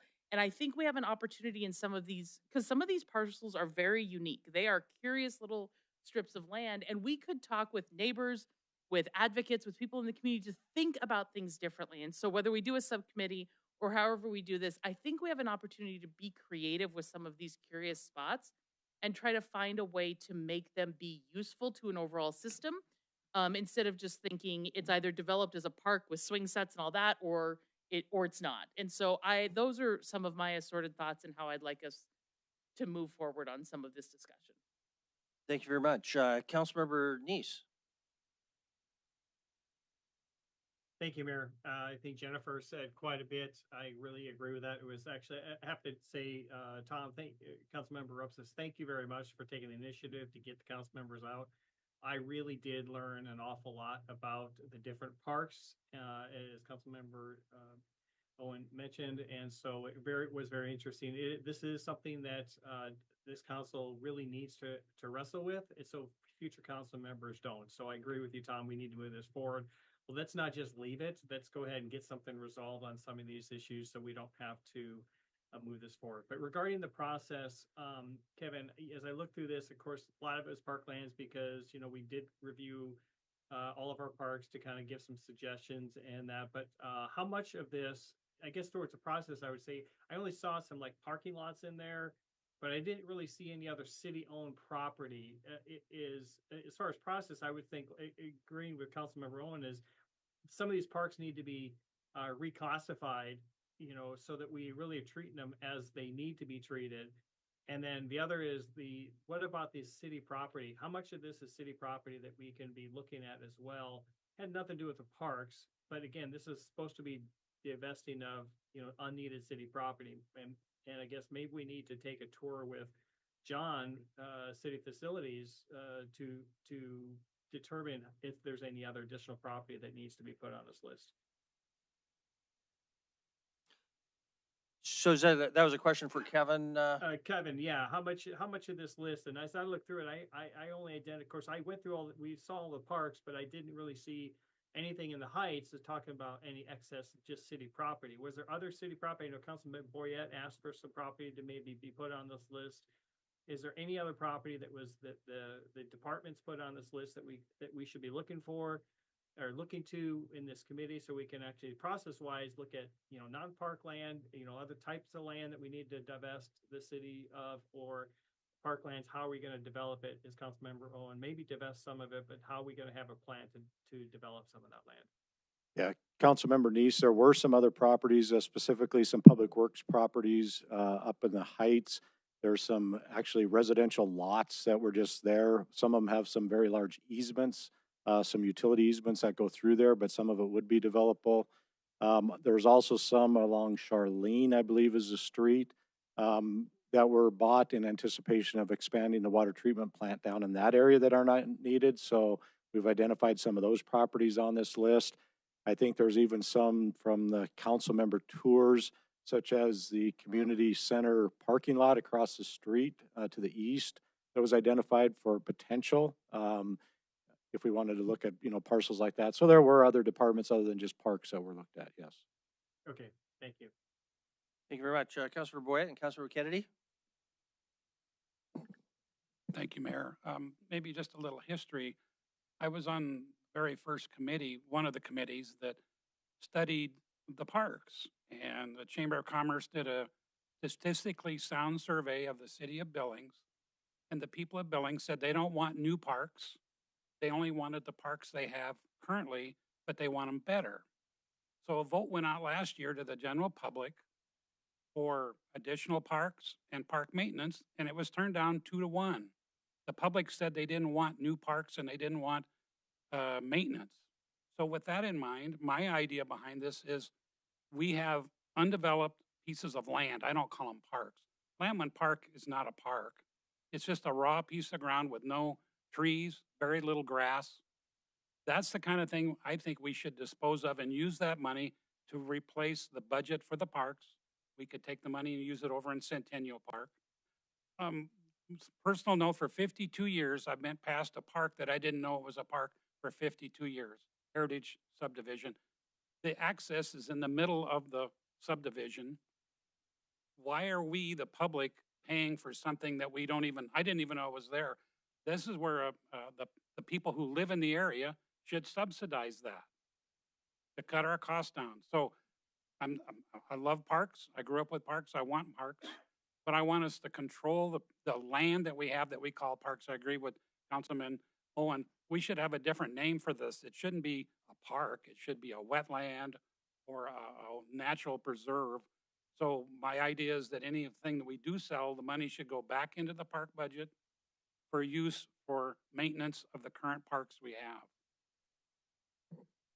Thank you very much, Councilmember Kinney. Councilmember Ashmeyer? I guess I would agree with two things. I think the committee needs to be formed.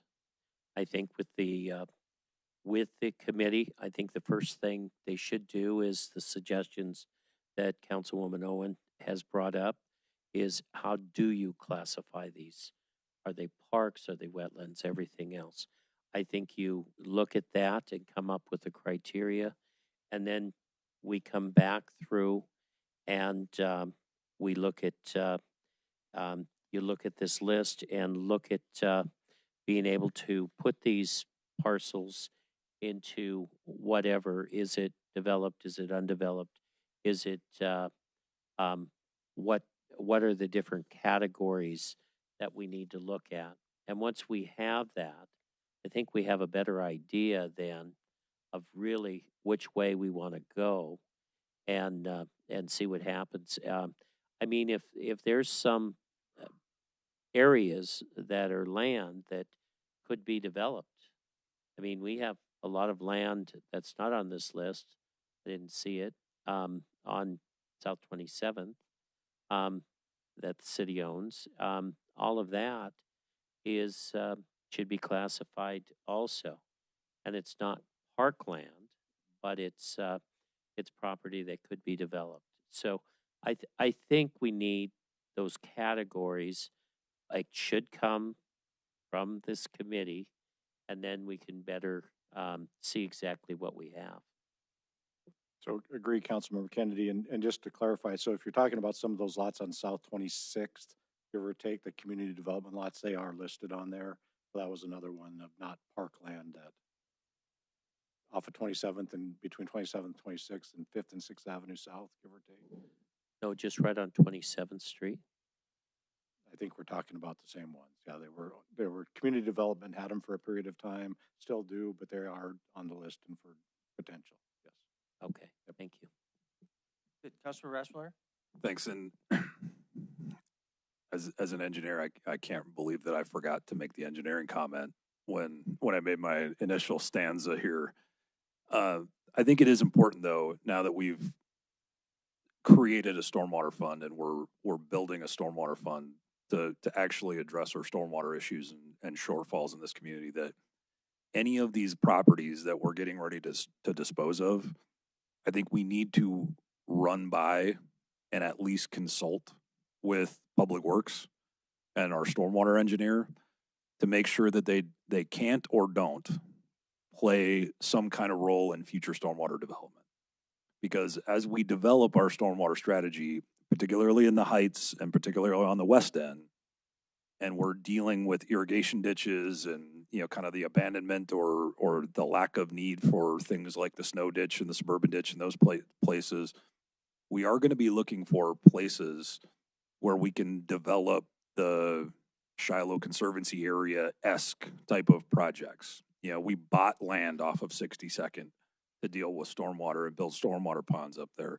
You know, we're going to have the same issue in the Heights, and I'd hate for us to sell land without thinking about what the future stormwater development plan is, and then be turning around and looking to buy land, you know, 10 years down the line for stormwater development and stormwater management in our community. So I think we need to look for opportunities to take Parks problem and make them Public Works problem for Debbie, and see at least if, you know, making sure that there is no long-term benefit from a stormwater development plan in those specific areas. So I just want to put that out there as something that also needs to be looked at through the lens of stormwater.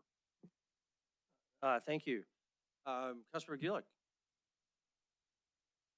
Yes, thank you. I think we heard from folks from I think especially Audubon and others that, you know, there's certainly ecosystem services that we need to be including, considering. And so I think having that as a category is helpful.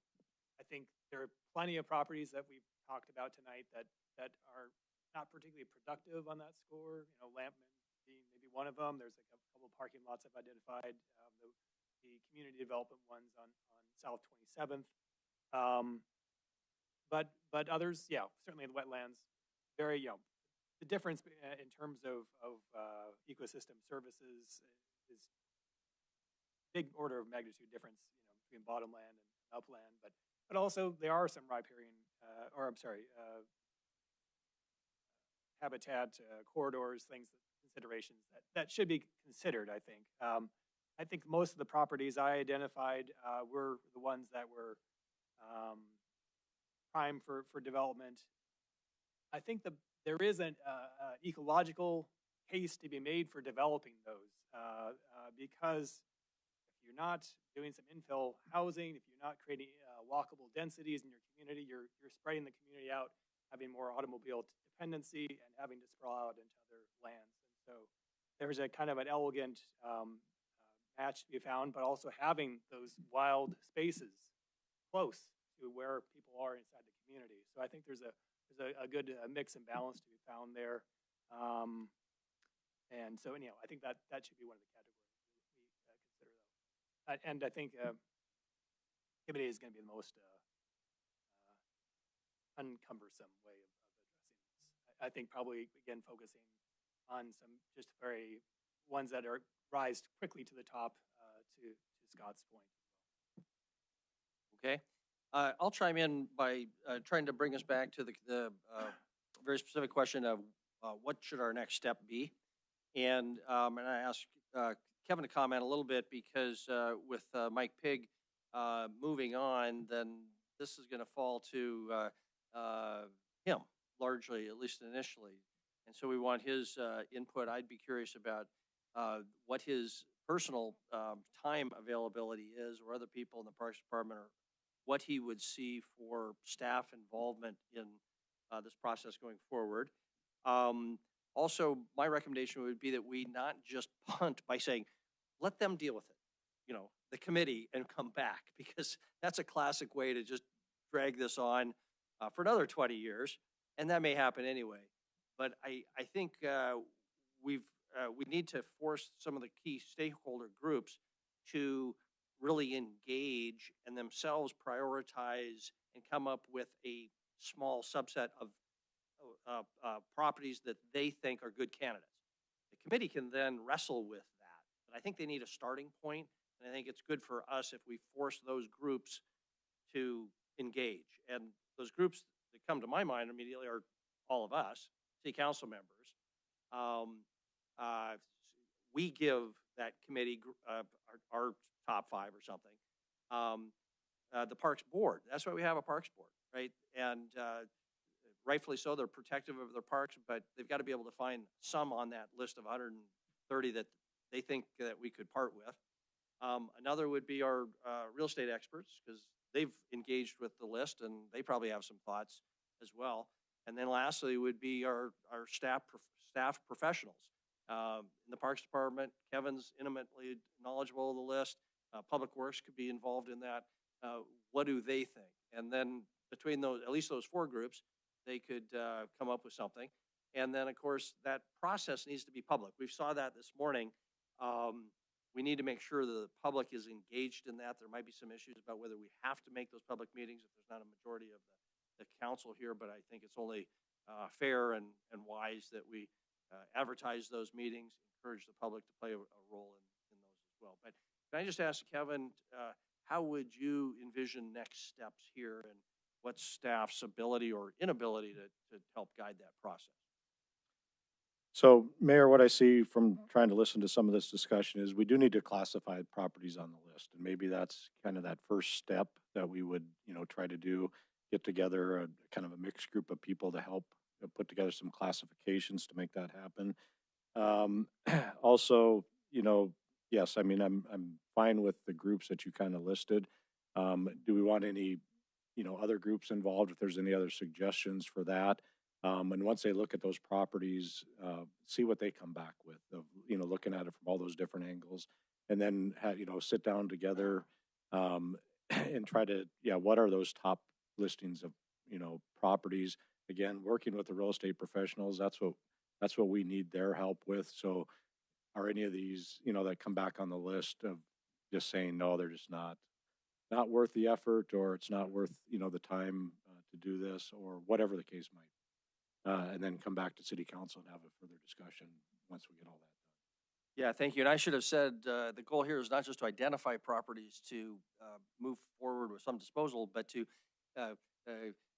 identify properties that should not be on any sort of a list, and then identify them, why they shouldn't be on a disposal list, so we don't keep bringing them back maybe in another 2 or 3 years. That's an important part of the process as well. More about this process. How would we create a committee? Who's on it? Is this, how does it get established? How much time do you have, Kevin, to orchestrate this process? If this is a council priority, I mean, we'll make the time to do it.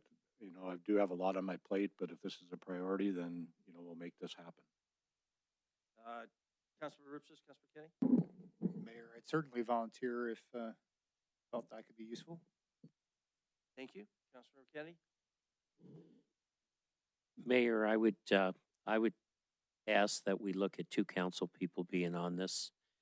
Someone from Parks, a couple of realtors, 2 members of the public. We had a strong coalition from the Audubon, and then Kevin on this, and we can start with that committee to begin with and look at classifying the properties. And Kevin, you can bring in whichever Public Works, Parks, whoever would need to help us with that, and then turn around and then have the group familiarize themselves with the properties, and then come back and start looking at some top properties. It was very nice of these 4 folks to be here this evening, and that's really where they could come in and help this committee look at these properties.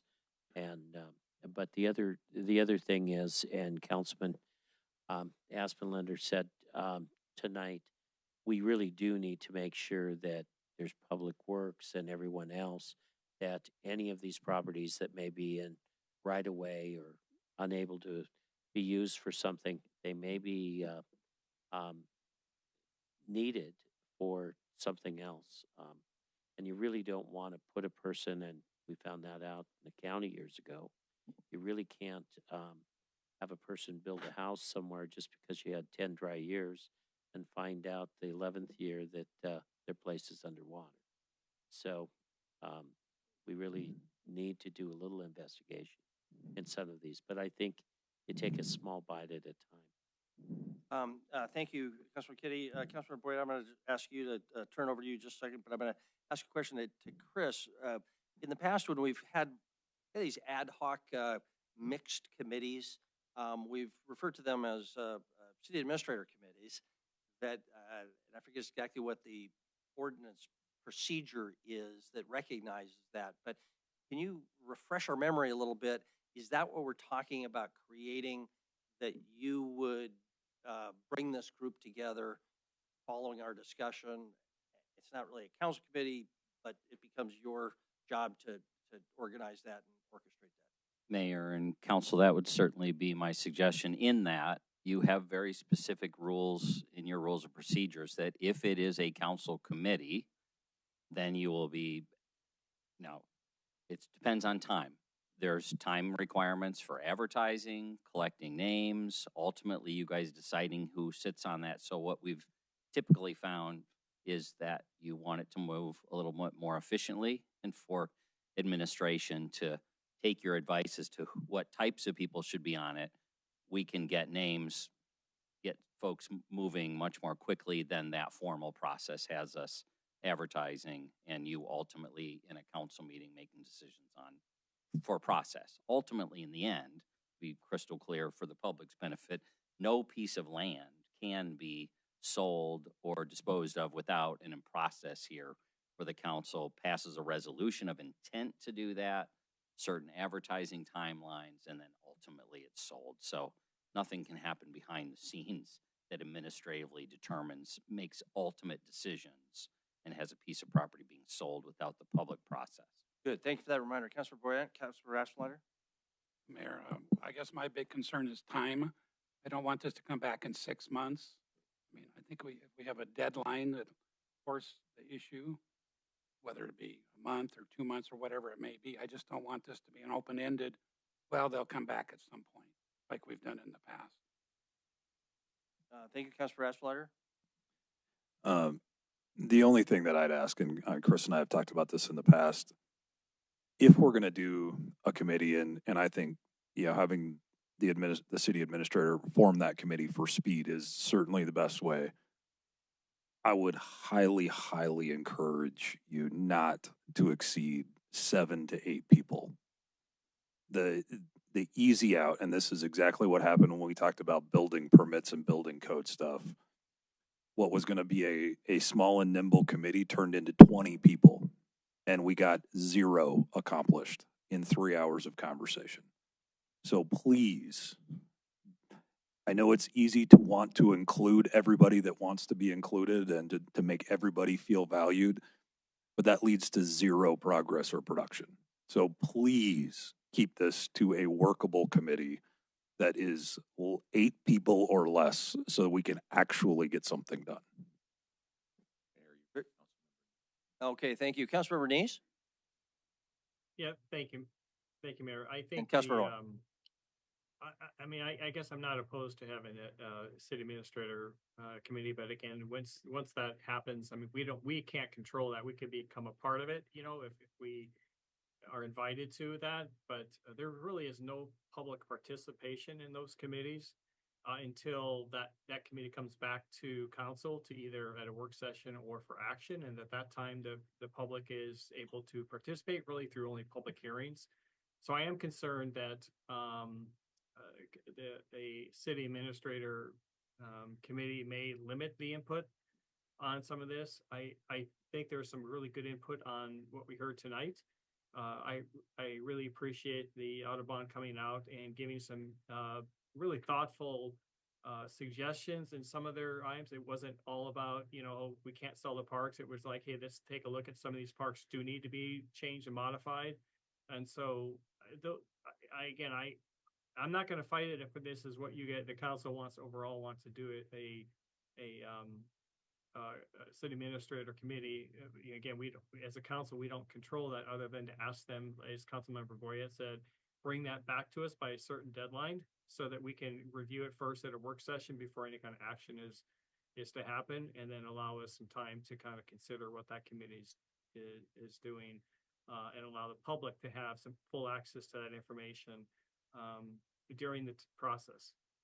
Thank you. I think we would all agree with Councilmember Neese's comments. So Kevin and Chris, can we ask for a commitment that even if the committee might meet in some form, that there would be a process to making sure that the public had plenty of opportunity to participate in that? I see nodding heads. Yes, I would also ask, Councilman Roops has volunteered, I would ask for at least one more council member who, so we've got a couple of elected officials that are a part of that conversation would be very helpful. Thanks.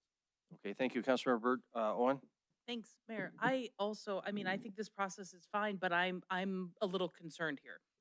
Because there are some of these parcels that really deeply require the neighborhood input. We drove through two in the Heights where there's very large cul-de-sacs and a green space in the middle, and that green space is city-owned land. The neighbors are gonna care very deeply about what happens to that. You know, if they wanna form a little association and put a pavilion on it, great. If, you know, if they want some different use, we need to know that, and those voices need to really be heard. So on a lot of the notes here, I think that Roy and I had, we had sort of said, we got to talk to the neighbors. We got to talk to the neighbors. We got to see what they want. And so I'm concerned about how we kind of ensure that even while we're working to have some expert opinion and we need it on watershed and transportation and maintenance and all that, there are some of these that really require the council members who are in those wards to be deeply involved. So I don't know that I have a suggestion. I just have a concern that, I mean, I think what Tom said is the Heights had something like 40 or 60 parcels. Here, we had a lot in Ward 2. And I want to be able to talk to my constituents. I want to be able to talk to the neighbors and see what they think. And so I don't know how to have what I agree with Scott is a nimble committee. Let's be efficient, let's be effective, but also there are neighbors that deeply care and there are council members who should be a part of talking to those neighbors. So I don't know if we want to go, you know, if you want to just, if we want to have a committee that lets council members know when properties in their ward are being discussed, or if we want to have the council members rotate out, you know, go one ward at a time and, you know, we're going to do Ward 2. And so it's going to be Roy and I we're going to, I mean, I don't know how to solve this problem, but I do know that for some of these parcels in the Heights, I really, really care about what the neighbors think, much more so candidly than what a committee thinks. So I would want us to think through that engagement a little more thoughtfully. Very good. Yeah, we need some interim reports by the committee to update the council and update the public as the process goes on. Councilor Asplander, Councilor Boyette? And I completely agree with Councilwoman Owen. I think that's a part, I guess, at least in my mind, as I envision this, that's a part of the second step. Once we get this committee together and we say, hey, these are the 10, 15, 5, whatever that number is that we want to look at, then the next step should be before we look at, you know, divesting or things like that, then we say, okay, well, let's engage with those folks because these are areas that we're going to consider seriously. Otherwise, if we try to take it at 120 and then parse that out, I think we'll get lost in process, and that would be too much time and effort. But if we can narrow that list down and then engage a process like that, I think that's certainly a lot more doable in executing. Councilor Boyette? Thank you, Mayor. My vision this committee, first thing is let's define a half a dozen, 5 or 6 or 10 properties. Then we can zero in on the neighborhood or the people. I don't want to start that now and get everybody stirred up when we haven't even got to that point yet. So yeah, let's have the committee reduce the number from 120 down to a workable number. Then that would be the starting place. Councilor Kennedy?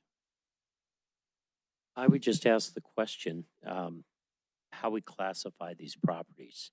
Does this committee classify these properties? And then we look at a small number of properties and the committee looks at them and notifies, lets us know, the council people for that ward. I just like something along, I want to know if it's an area in the ward.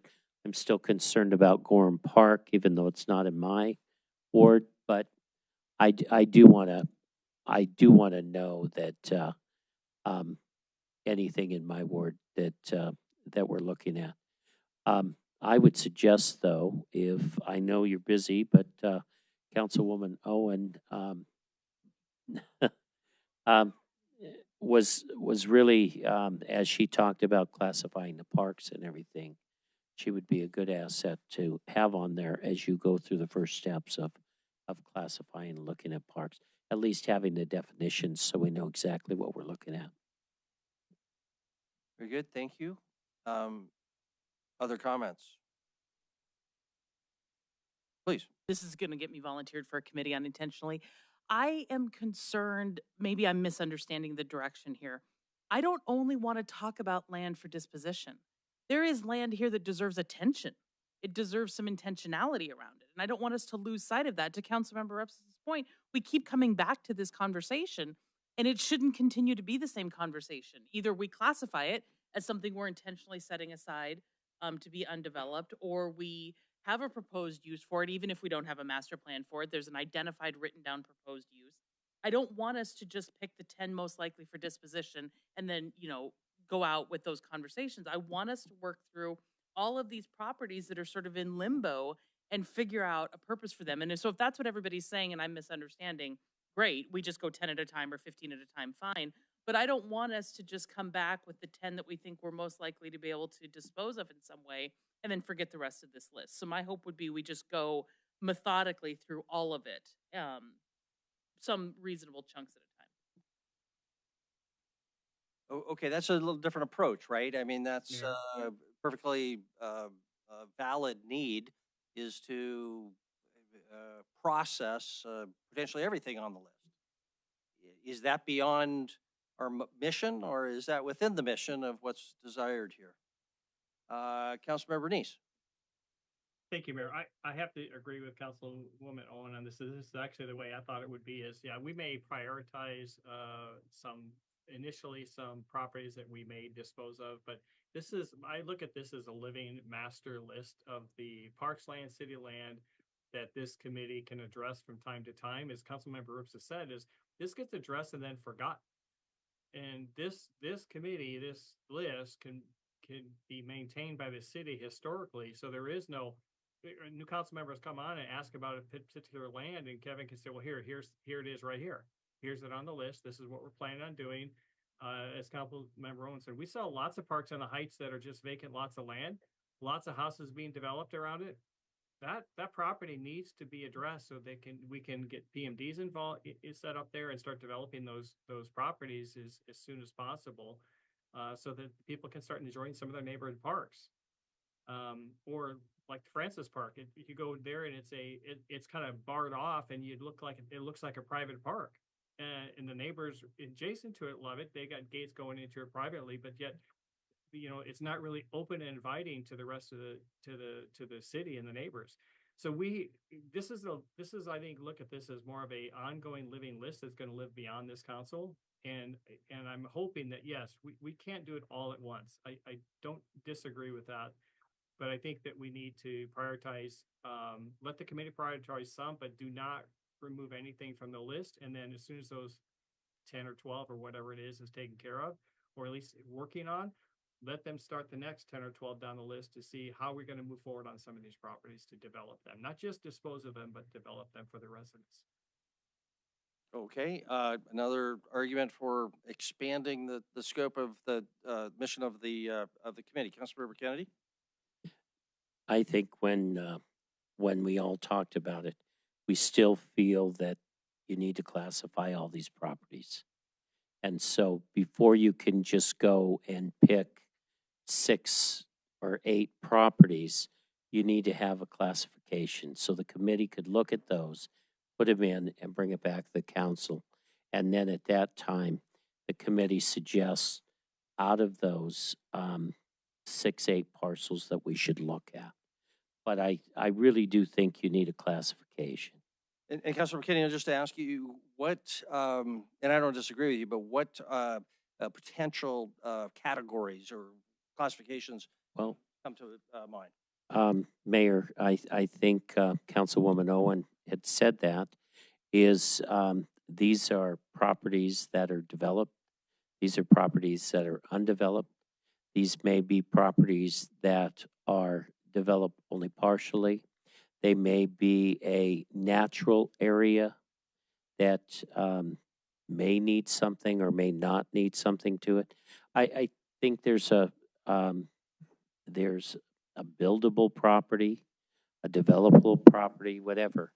I think there's probably 3, 4, 5 different categories that could be put together. Okay, thank you. Councilmember Aspenleiter? It's 7:30, so I'll make this quick and then hopefully we can wrap this up. We've got the professionals at the table for a reason. And I don't think that it's going to take that long for them to give their professional opinion on the city-owned lands and what is marketable and what is not. And then we can cut them loose with the committee to say, okay, we're going to tackle these 10 and the professionals can go do what they do. I don't think they need to necessarily then be involved in what the rest of the committee works on in this classification. I'd hate to see us spend 4 months arguing about classification, holding that process up, because I think the 5, 10, 15 properties, whatever that number is, are going to come to the top very quickly and very obviously. And so let's let them give us their feedback and talk that through with the committee, and then cut them loose to start moving that process forward while the committee then continues to work on the classification.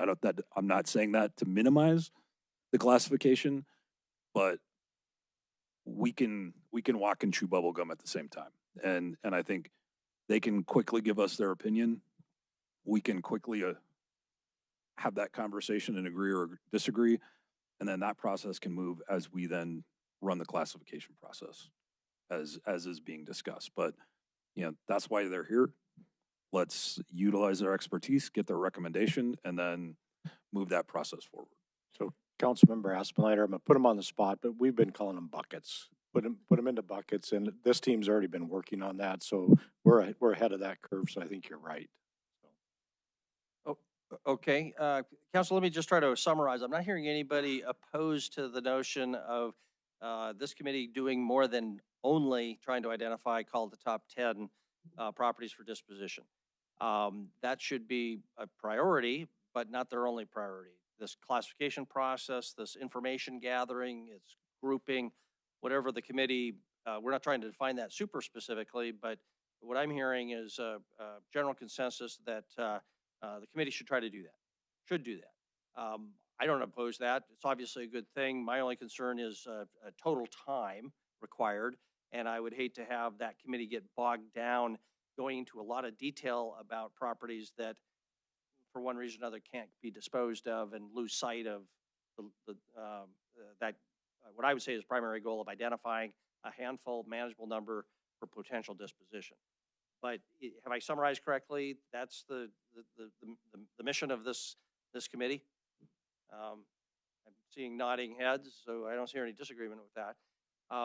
We do have our real estate professionals who've been very quiet and very, very patient to be here. And I think we have an opportunity to quiz them a little bit about the issue of marketability, either about specific properties while we have them, because it may be difficult to get them back. And they have looked into some of it. And so I don't want to put any of you on the spot, but I want everybody to have an opportunity if they've got questions. George, anybody else who wanted to comment?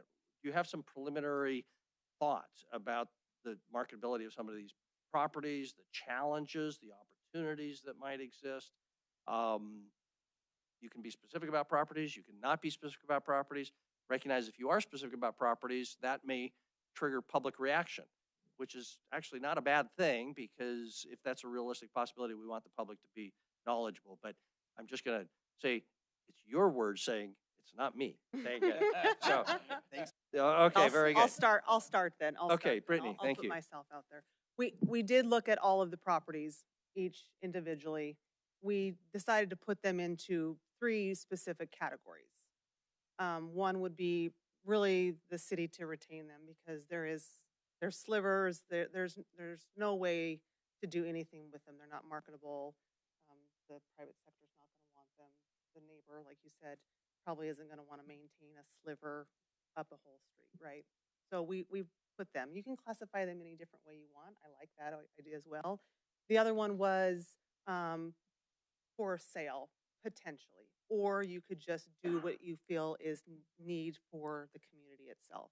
You know, leaving it as parkland and keeping it as the classification of that undeveloped that could potentially be developed on the private sector, or giving it back to, you know, the community in a way that they want to use it for conservation, whatever you deem necessary.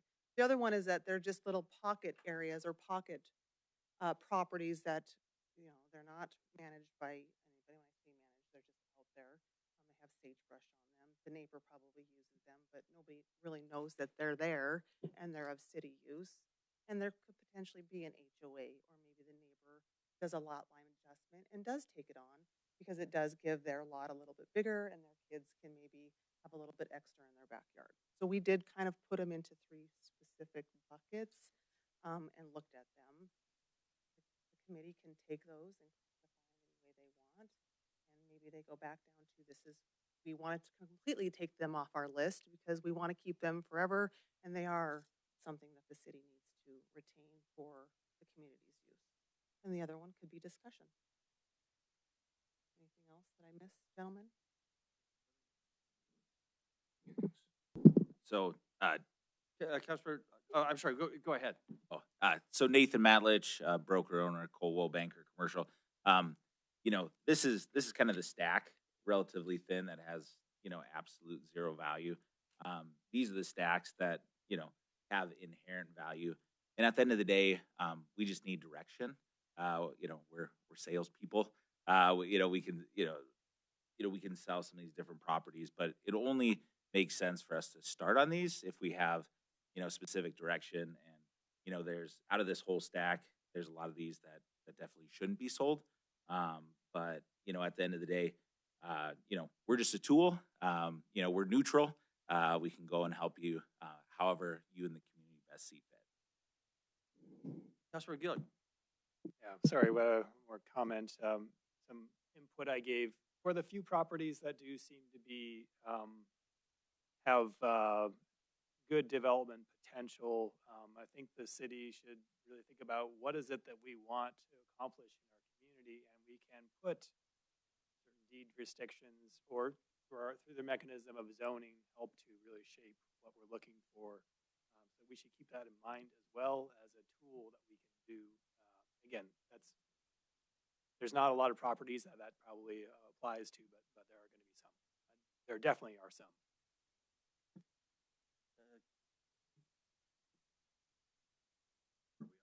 Now you are. Okay. I know I'm a quiet speaker.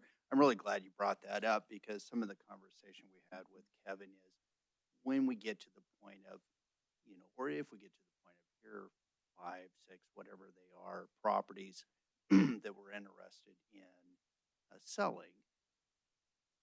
Oh, right up on it. Okay. So, you know, when we get to that group of properties, then the important part is to make it as transparent to the buyers as to what the allowed intent is. So if we can say, hey, we may not go through the whole zoning process on those properties, but we'll want to give a clear indication to potential buyers out there. The city is supporting this type of zoning. And if there are some restrictions to it, what those restrictions are, so that then the buyers can calculate for themselves, okay, what is the added value or not of those proposed changes, and then they can make an informed decision. Very good. Councilor Esplanayer? I think putting the entitlements in place as we identify that number, you know, that stack is much larger than 10, right? But as we identify those parcels, I think we're going to have to put the entitlements in place before we transfer. That's the way that I would envision this. So that in part is going to be clearly identifying in my mind what that could be. If that's an N1, you know, I'll pick on Palisades, right? Palisades Park. That's an N2 neighborhood, N1 neighborhood. I mean, that will be N1 entitlements. That it's not going to be an NX property in the middle of the neighborhood up in Palisades Park. Lampman Park could be a little bit different. That's probably a little bit more wide open for conversation and discussion, but it's not a commercial use type of property. I wouldn't imagine maybe. I think as a part of that process and as a part of exchanging or disposing of it, I would fully expect that the city is going to have to put the entitlements in place prior to disposition, not sell it and then maybe or maybe not give the guy that buys it what he's looking to do with it. We're going to have to be committed to that as a part of the negotiation and the purchase.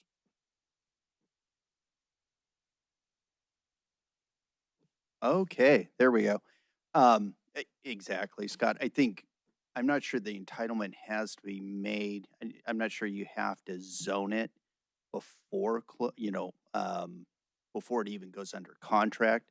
But if we can indicate to buyers what the acceptable zoning is, and then make the buy sell, the buyers are going to make it contingent upon that zoning, and then we'll accomplish that prior to closing. Okay, Councilmember Rowan? I just have a couple of questions, Mayor.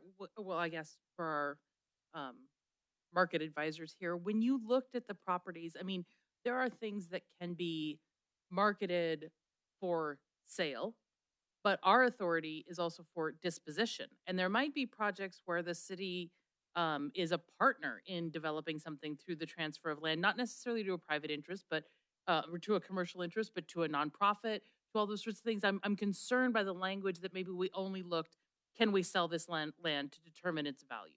So can you answer that? And then I have one more question. Sure. Who wants to take that on? Is money the only value?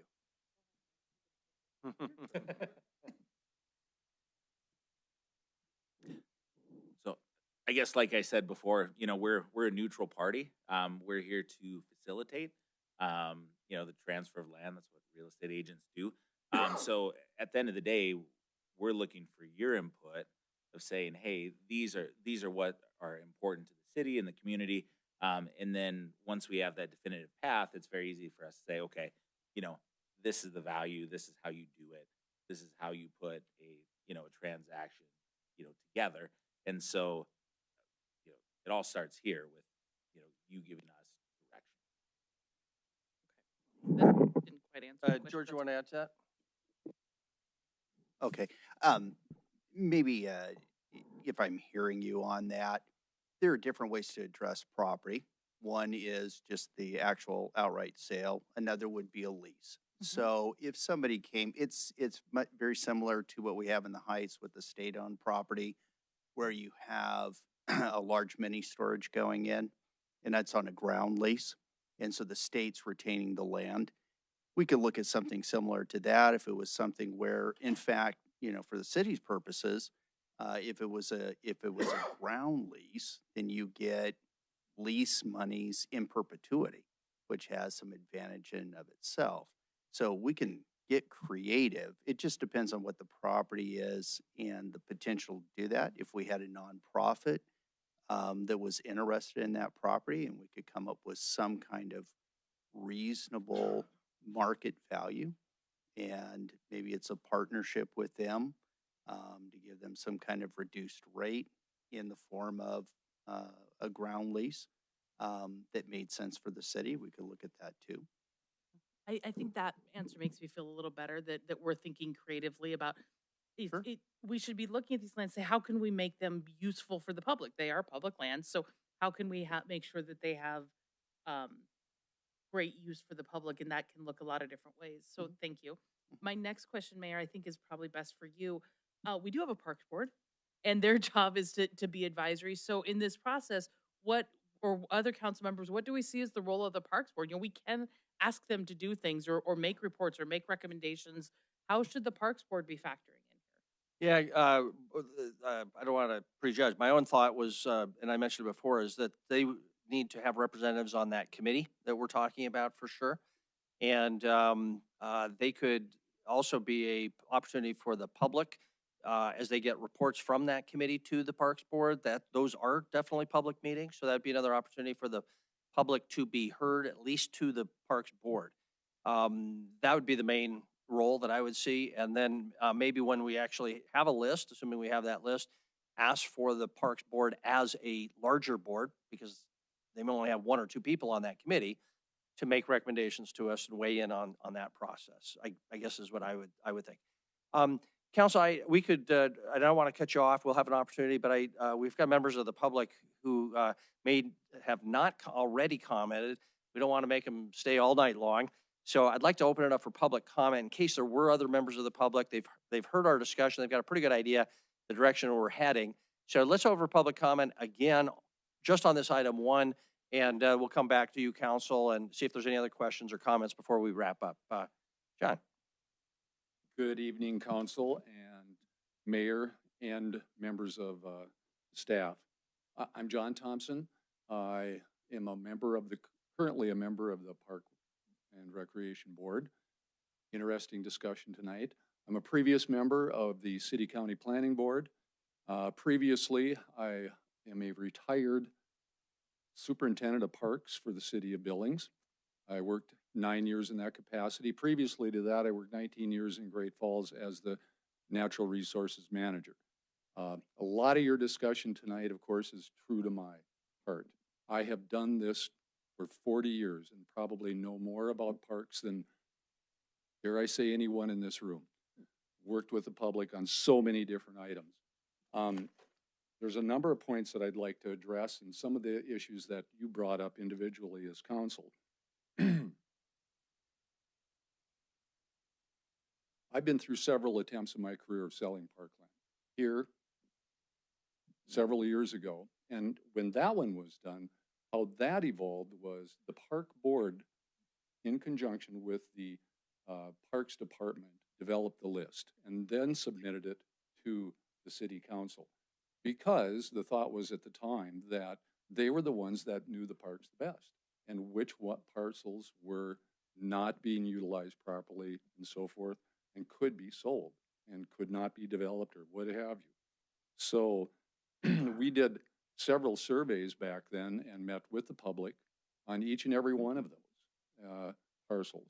And it stalled because the public said, we don't want you to sell parkland. That's why it stalled. Not because the process was bad, but the public said, we don't want you to sell it. So, you know, parks are more than, I think, just an amenity. They're infrastructure. And I really don't think that the failure of the bond issue is an indication that people don't want to fund our parks. I strongly believe, had the two parts of the bond issue been separated, the development of the rec center and the park development and maintenance, I think the park development and maintenance would have passed. I heard that from a lot of people. And because people love their parks. Billings traditionally, for decades and decades and decades, has not funded their parks adequately. And that's why we're in this situation right now. And selling them is not the answer. We need to find a way to fund our parks, to fund developing them and maintaining them instead of taking away from them. I'd like to address a couple of things that the council brought up. First of all, the classification system of parks. It's already been done. There is a standard urban park class. If you can just quickly wrap up. There's a standard. I'm sorry? Wait, no, go ahead, John, but just wrap up. There's a standard classification system of urban parks that is universal, that's used through park systems throughout the whole country, including here. And that work has already been done, and I believe you've been provided with some of that. There isn't just developed and undeveloped parks. There are natural area parks. There are archaeological sites. There are wetland parks. There are developed parks, but there are neighborhood parks and so forth and so on. So that's already been done. You know, we don't need to rewrite the book on that. You want me to be done? I can keep going. Well, yeah, we just try to give everybody 3 minutes. I mean, if you just had a quick, that. or send us an email. And second of all, the park board should be involved. Absolutely, positively, they should be involved. They're the ones that know what's going on, and staff also are the experts in this field, and don't forget about them. I am also a little chagrined we got realtors involved before we went through the process of defining which ones could be sold. Because no slam against you, but you may have an eye towards development, whereas people in this community might have an eye towards saving that park for some future use, whether it be ball fields. So, good discussion, but be cautious, I think, with how you handle this. You heard that from the public to begin with. They're very concerned about this. Thank you. Very good. Thank you. Thank you, Mayor Cole and council members. My name is Carolyn Sevier, and I live at 221 South 29th in Ward 1. I'll reiterate much of what has been said tonight and not take up too much time, but I want to remind everyone that natural area is a category that does exist in Billings City Parks. It's listed as an amenity category when you look up the matrix, and there are 43 park spaces within Billings that have that designation. So those categories to some extent still exist, and that the natural areas program of the Billings City Parks and Rec was on a strong path toward development and infrastructure even a short 4 or 5 years ago when Steve McConnell and Megan Poulette, who you heard from earlier, and Heather Bilden came together and wrote a nationally recognized research paper on the value of natural area parks in Billings. So this is the value of natural areas is a long road that has been tread in our city. I would also remind everyone that the natural areas of the city of Billings are made up of multiple agencies and levels of government. So if you put together the county and the city and the state and the federal parks within Billings, you end up with a network of dozens and dozens of natural areas that should be recognized and valued as a network and brought to the fore. So I would encourage the city council to be creative about the way they're thinking about the entire public land spaces within Billings. And the last point I'll make, and just reiterating so much of what has been said before, is that I would just strongly advocate for this kind of science and science adjacent voice on whatever process comes out of this, whether it's a committee or public comment, or I would agree that the Parks Board involvement. But you heard from a lot of professional career scientists here and a lot of people who hold those same values, and would just encourage that those voices be on this group as well. Thank you. Good. Thank you.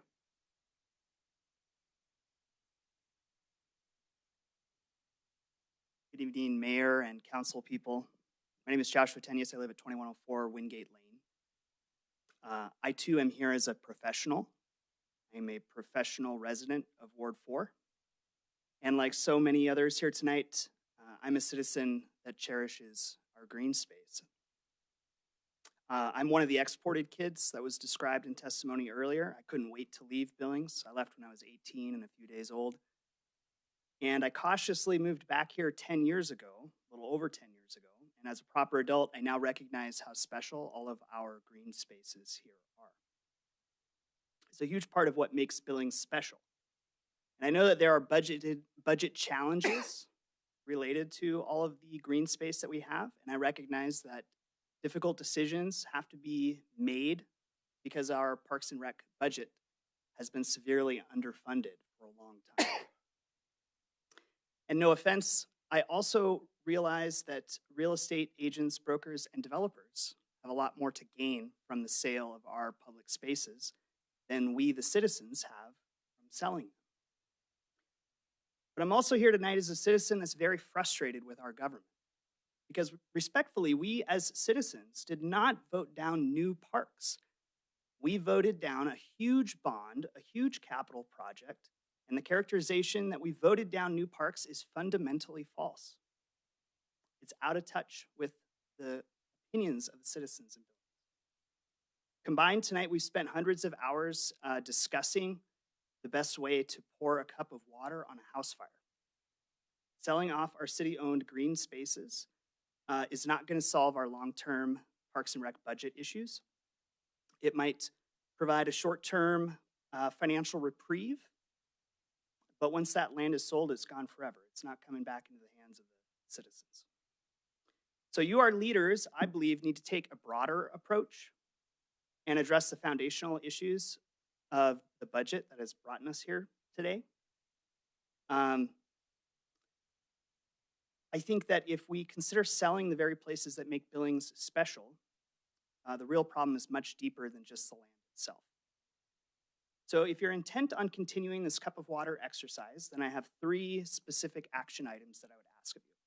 1, I would like to see a per parcel recurring maintenance costs savings to the citizens for each parcel that we consider disposing of. I want to give the neighborhoods around that parcel the opportunity to save it by forming new PMDs or any other mechanisms that are available. And 3, I do not want all of these decisions to be made from a closed committee and then have one discussion on it and sell it. I don't think that that's open. I don't think that that's fair to the citizens who own that land. So our community deserves a chance to come together and find solutions that don't just erase those properties. I appreciate your time tonight and your service on the council, and I hope that you consider the long-term impacts of your decisions. Thank you. Very good, thank you. Hi, Jill Hickson, 2531 Mary Street in the Heights. Thanks for the opportunity. I learned a lot tonight, particularly to learn how this time around the divestiture concept came about. It sounds like Parks and Rec said, we've got to get rid of this property. And then that is what's on the agenda, is we're getting rid of properties. That's the goal.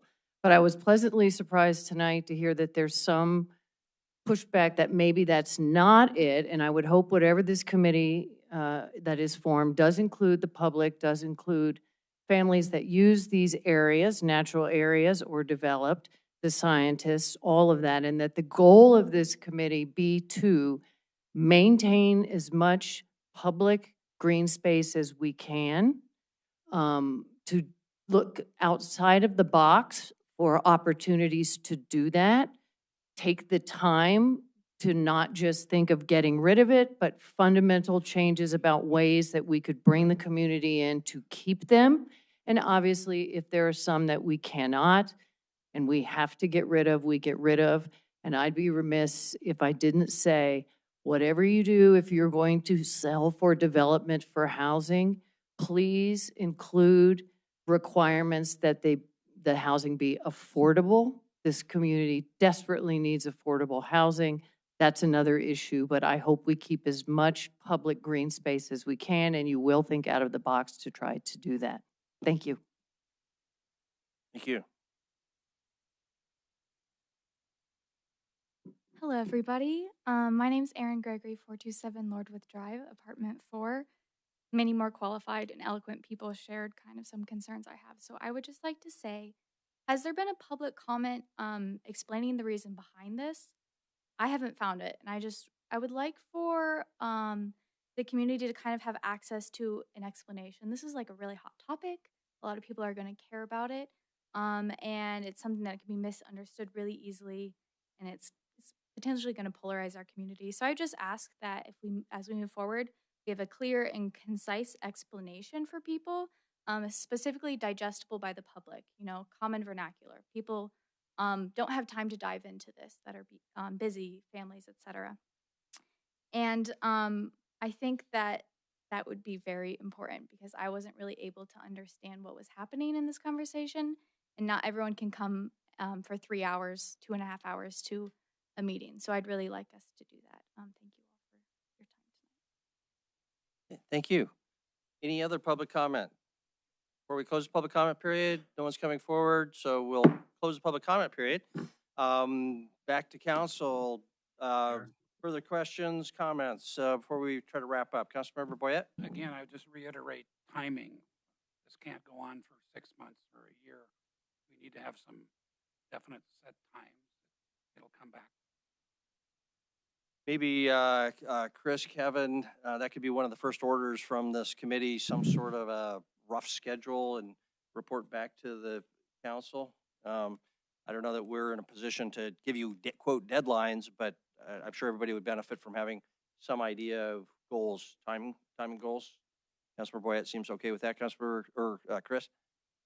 Yeah, let Kevin and I talk about this tomorrow with the feedback, circle back to you with kind of process. And candidly, the more that you're empowered and we're lean on you to do the work, the better. You guys are representing your wards. You're looking at these parcels. How can we partner in this conversation that it's not, I know from the other things that are on Kevin's plate and mine that we can't drop the Amon Park project. We can't, I mean, there are other very critical projects that are in the tens of millions of dollars that are on our plates, that this, as important as this is not. I don't believe any of you would say drop those things to focus here. So to me, part of our conversation tomorrow is how do we do this categorization beyond simply what the industry has for parkland.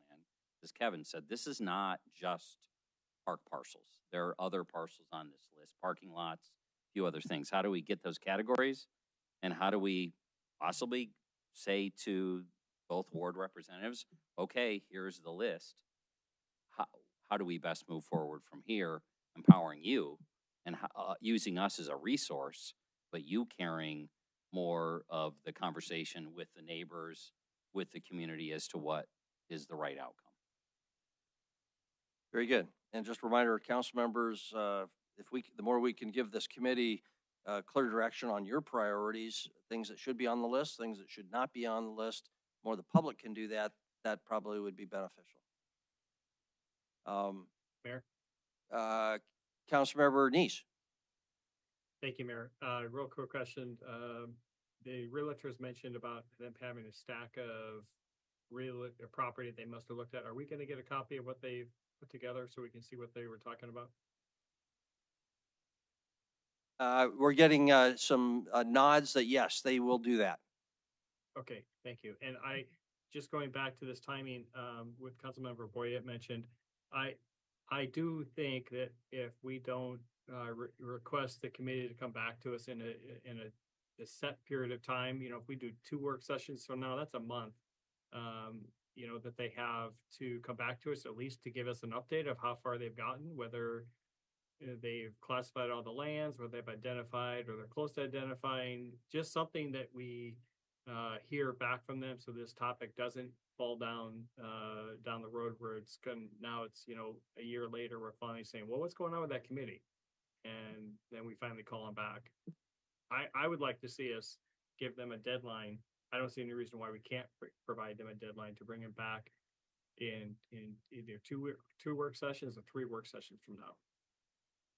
And just to clarify, Councilmember Neese, you're not talking about a final product in 2 work sessions. No. You're talking about a status report confirming that the committee exists, maybe something about schedule, something about structure, that sort of process like that, type yes. Discussion. Who the members are, who they're relying on, what their action plans are, something like that. I'm looking to Kevin and Chris. Is that something that feels comfortable? They're nodding their head. So sounds like that will be their goal.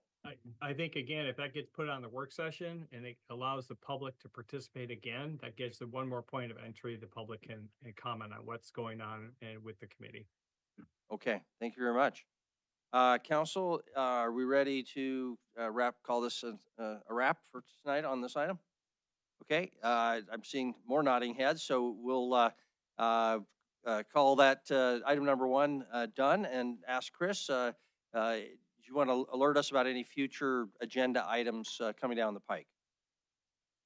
January and early February may have felt like light agendas. If you've looked into the upcoming agendas, you'll find they're not light going forward. So just kind of a heads up that we've got both on the work session side and the business side, regular things, not out of the ordinary, but quite a few things coming forward around public safety, around crisis response unit, some of that area, as well as development projects. So that's all I'd add at this point. All right, very good. Any items of general council discussion? Mayor, question about the next week agenda items. Okay, Councilor Neese. So one of the things that has come up in members of the public, if you can exit without talking, that would be appreciated. We're still doing having our meeting here. Okay. Go ahead, Councilmember Neese. Thank you. One of the area of discussion has come up when we look at these plots is typically we can only make any kind of conditions during the preliminary plat. And so I'm looking at the High Sierra subdivision that's coming to us as a preliminary plat.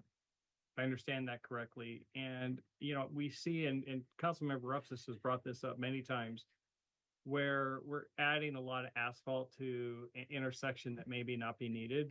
Is there anything that can be done to require them to modify these plats to not have these bulb outs like this, yet still have access to their land for development?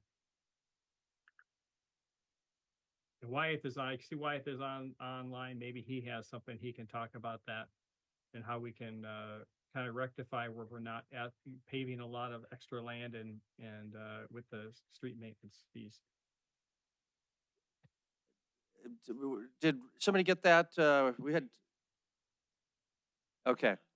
Councilmember Neese, we apologize. We had some distractions in the room here. So could you just quickly summarize what you just said? Yes, there's been talk in the past about how some of these street developments are having these additional bulb outs of asphalt, which then Public Works and street maintenance fees have to cover. I notice on this current subdivision preliminary map, we've got some streets laid out, at least one with one bulb out. That's again adding to more of this additional asphalt the street maintenance has to cover. Is there anything that we at this time as a city can, or as a council can require them to make changes to this? Or is this something that we just still have to, it's on the list of things that has to get done to change the subdivision laws to prevent these type of developments from happening? And why, if do you understand what I'm talking about on that map? Councilman, Mayor. Go ahead, Wyeth. Mayor and Councilmember Neese, I don't right off the top of my head. I'll have to pull that up and see. I'm not quite sure what you're referring to. And if I assume you're referring to the High Sierra, the preliminary plat that's coming on the 24th. That's correct. And one of the streets has a right angle turn, and instead of it just being a turn, intersection, it's a big bulb out, almost like a mini half a cul-de-sac that just adds a lot more asphalt than a normal street. I'll follow up with Public Works Engineering and others. I don't have an answer for you right now on the specifics of that. So is that something that can be, is that something that the subdivision laws allow that the rules allow? I don't want to change them mid-process, but is that something that we need as the council have to address to prevent this type of development from happening?